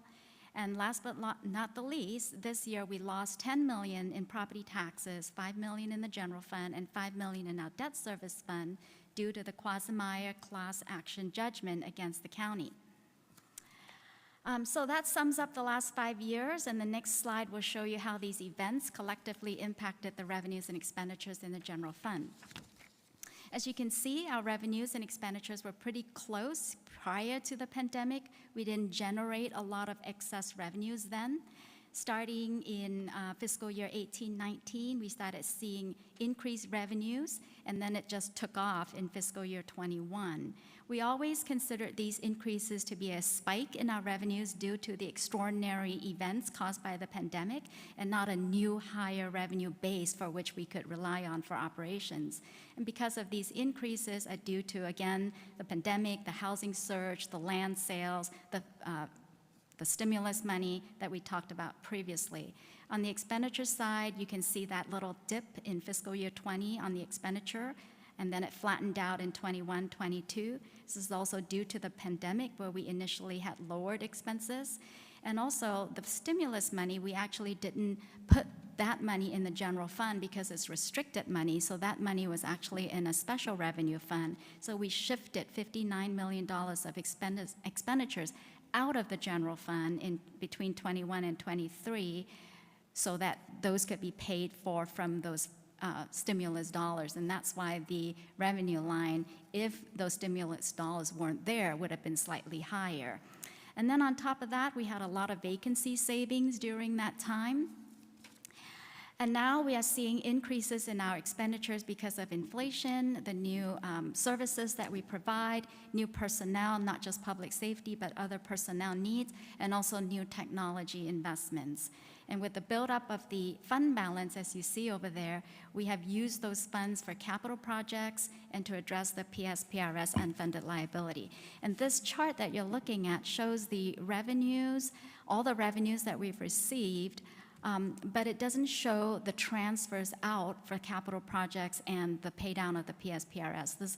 The orange line you see there is just our operating expenses. The next chart, next slide, please, so shows you what we've transferred out for capital projects and also the PSPRS to address the PSPRS. And this is how we used a lot of our excess funds that we've collected during that time. Let's see. And also, it's not shown on the chart here, but we also were able to increase our rainy day funds. In 2023, we increased our policy for rainy day funds, which is our operating and emergency reserves in the general fund, from 10% to 25%. 25% being the 3 months of operating expenses, which is what is recommended by GFOA best practices. And also, as we spoke about earlier, helps us in maintaining our AAA bond rating. And so wanted to comment that what has happened in the last few years has not been normal. It is not our normal business model to have so much excess revenues in over our expenses. The 1.1% sales tax in the general fund is for operations and minor capital costs. So as you can see, before the pandemic, we transfer a little over 10 million, and that's our policy transfers, which we anticipate we can take from the general fund operating revenues to fund minor capital improvements. The 1.1% in the general fund is not meant to pay for major capital expenses. We typically ask voters for bond program approvals, or we ask for dedicated sales tax to cover capital expenses like our transportation sales tax or our Bond 2019 program. So moving forward, we expect that our revenues and expenditures will return to normal. We will revert back to a normal, typical business model where our general fund is spending primarily the operating costs and some capital costs, but not all our major capital costs. Let's see. Next slide. So this slide shows our proposed fiscal year 25-26 revenues compared to our current year adopted budgeted revenues and also our forecasts. As you can see, we budgeted $434.9 million in revenues, mostly over 70, more like 74% is made up of the local sales tax, state shared taxes, and our property tax. That's the primary property tax that goes into the general fund. And we are anticipating $445.5 million for the end of this fiscal year, mostly increase in the local sales tax, and mostly driven by the retail sales as well. As you can see, the property tax, I'll draw your attention to the property tax line. Our levy was $38.4 million, but we are anticipating $33.1 million because of the Quasi-Meyer, $5 million Quasi-Meyer reduction or judgment. And the proposed levy for the general fund is $40 million for 25-26. And I know there was a question in the previous, one of our previous meeting, how much of that was related to the 2% versus the new construction. So of the levy increase, 768,000 is related to the 2%, 440,000 is related to new construction, and there's a little bit of collections from prior periods as well that makes up that $40 million. The other fees and charges, we anticipate going up by $6 million for fiscal year 25-26, and that is due to the general fund loaned the solid waste fund about $17.8 million for expansion of the transfer station. And starting in fiscal year 25-26, there's a $2 million repayment from the solid waste fund to the general fund for that loan. And that repayment will continue until they repay the whole amount. There's also $2 million of additional building permits and planning fees that we anticipate with all the developments in the north. And there's also about $1 million or more from fire insurance premium tax that we'll be receiving, and also an increase in Westworld revenues and other park and rec fees. Next slide. This is the expenditures in the proposed general fund budget, and I just wanted to make sure everyone knows that this is only the portion of the expenditures that is funded out of the general fund. It is not the complete department budget. So the police department, for example, their total budget is $210.4 million, and there's portions of it funded from special revenue funds and dedicated funds, or like you just heard from Kira with Library and Human Services, her total department budget is $33 million, $15 million is funded out of the general fund, and the other $15 million is funded out of dedicated special funds or grants. And so this is the general fund budget with and we already went through the department presentations, the increase in police and fire, primarily driven by personnel, and you've heard of from the other departments, the other increases as well. What I do want to point out from the previous slide, if you jump back to the previous slide real quickly, you can see that from our revenue standpoint, and this is our revenues that we anticipate to collect for fiscal year 25-26. We anticipate to collect $441.8 million for next fiscal year. And if you flip back to the next slide, our operating budget is $410.2 million before transfers and the PSPRS payment. So as you can see, the operating revenues and the revenues we receive do cover our expenses that we're proposing for 25-26, and the excess we are planning to proposing for those items that you see below, the PSPR's payment, the debt service, the transfers to capital. The transfers to capital are $33 million above our policy transfer of about $15 million. That makes up the total of $48.8 million. And then in addition, we will draw down some of our fund balance by about 79 point something million. So our total uses is $521.5 million. And my last slide is the actual fund balance. You'll see that this fiscal year, our fund balance in our budget is $256.5 million, made up of all these items listed.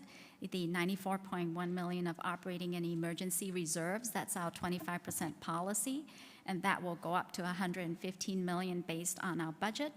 And we will propose contingencies and other assigned fund balances as you see on this slide. The council can move any of these assigned fund balances around if they so desire. The only one that we have a policy on is the operating and emergency reserves.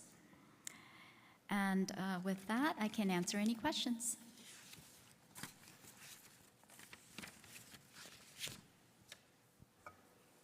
Commissioner Stevens? Yeah, I just really wanted to, you just read what you just said, make sure I'm reading that slide right.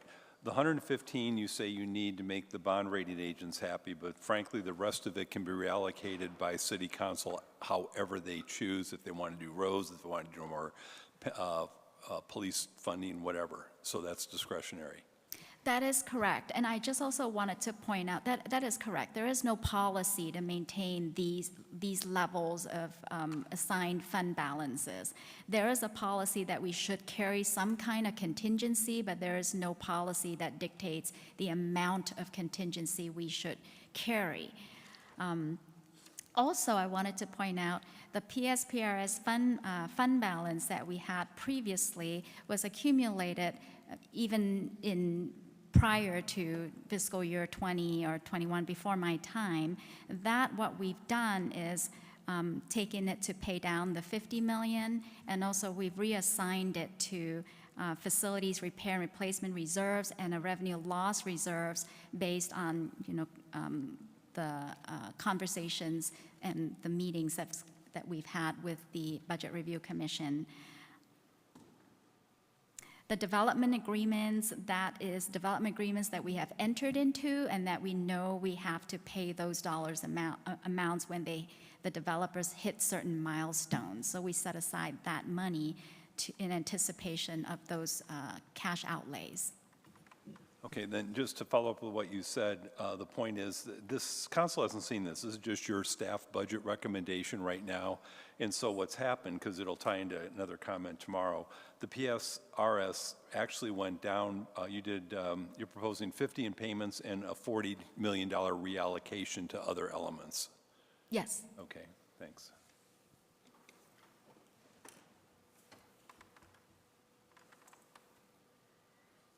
I see no other questions, so maybe we'll put this one to rest,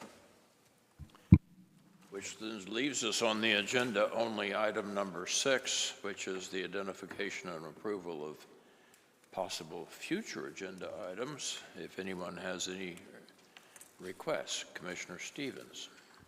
Yeah, I'm going to make a motion, and you can let it die for a lack of second, because I really just want to make a statement for things I think you ought to think about for the future. My observation is that presentations to us are kind of nice for the overview to get us to know things, but I have a trouble adding value just based upon receiving a high-level presentation. On the other hand, I've met with some of you privately with staff where we've gotten to dig into some things a little bit. I've learned a lot, and I believe I've gotten some value-added or ideas out of that, and also the individual meetings where staff has given me some time, I've gotten some meat. So I think the only way we would get meat might be doing something a little different than we've done. So I'm going to make a proposed motion for an agenda item, but you can let it die for a lack of second, and that's fine. My proposal would be an agenda item for the commission consideration of using 2-member groups to meet with department heads and budget development and report back to the commissioners. I don't hear any seconds, so Chairman, you can let it die for a lack of second. Well, we will do so, but we appreciate your comments, and I think it is obviously an effective way to meet more like one-on-one in casual conversations, but we have to be sensitive to the amount of time we're taking from staff as well. I thought I'd kill a little time talking here to see if we get a second. I did not, so. I have a question. Are you talking about now or next No. season? No, I'm really talking about the future. It's all perspective. That's why I didn't need it as an agenda item right now, because we probably need an agenda item at some time to just talk about how do you want to tackle this beast next year. Just a comment, I would agree with Commissioner Stevens, because it worked very well with, the discussion kept going, it finally evolved into a subgroup. And I think now that we've had the big, broad overview, from everybody, then what you're saying makes more sense too, for the going forward. Yeah. Because now we've heard from every department. Yeah, so. I appreciate your comments, sir, but I also, for the record, recognize there was no second to that motion. Well, the reason I didn't. And I don't want a second. I think it needs. Oh, do you want? Well, no, then it's got to be an agenda item for our next meeting. So if you want it as an agenda item for our next meeting, go ahead and second it.